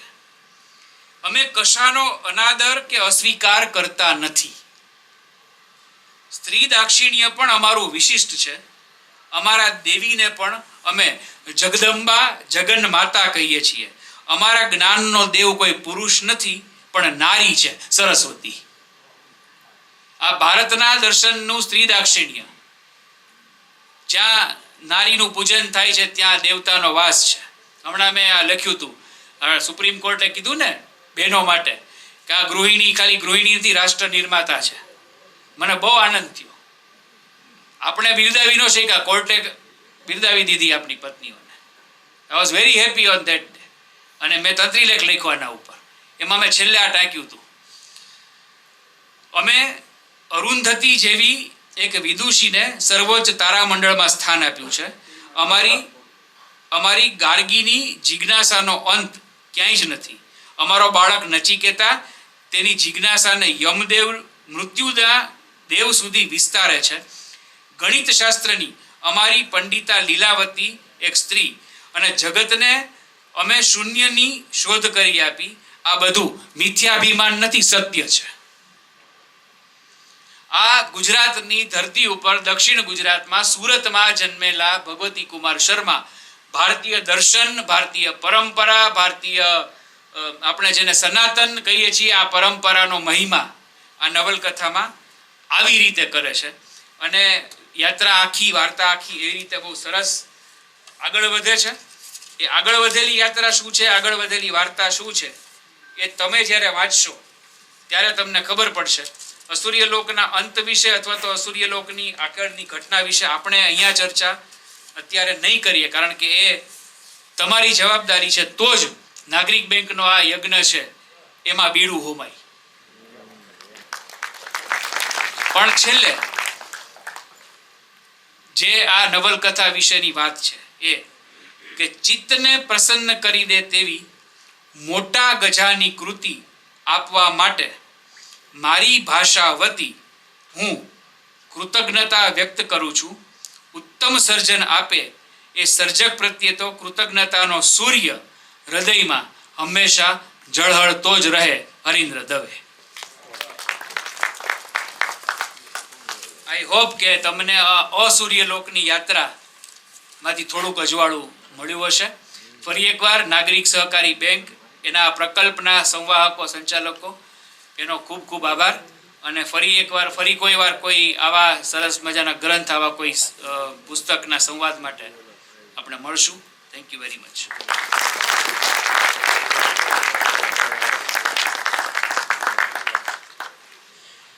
અસૂર્ય લોક પાર્ટ 1 નું આસ્વાદન કરાવવા બદલ ખૂબ ખૂબ આભાર સાહેબ. પાર્ટ 1 એટલા માટે કેમ કે આવતીકાલે વિશ્વ યોગ દિવસ એની પૂર્વ સંધ્યાએ સાહેબે આપણને જે કસરત આપી છે ને કે આ પુસ્તક આપણે વાંચવાનું પણ છે. આ શબ્દયાત્રા કરવા માટે આંગળી ચીધવાનું પુણ્ય સાહેબને ખૂબ ખૂબ મળશે.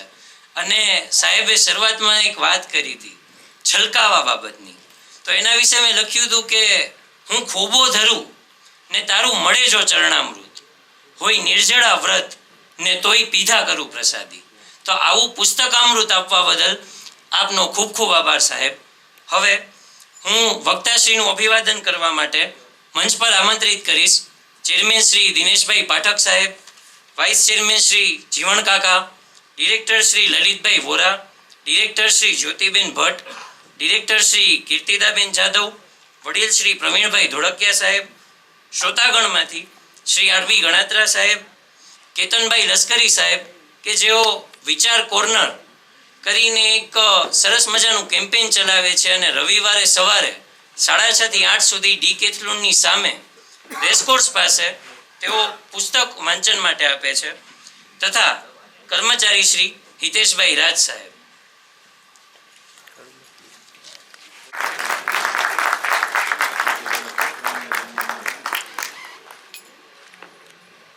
Okay, yes, ready. આ તરફ જોજો.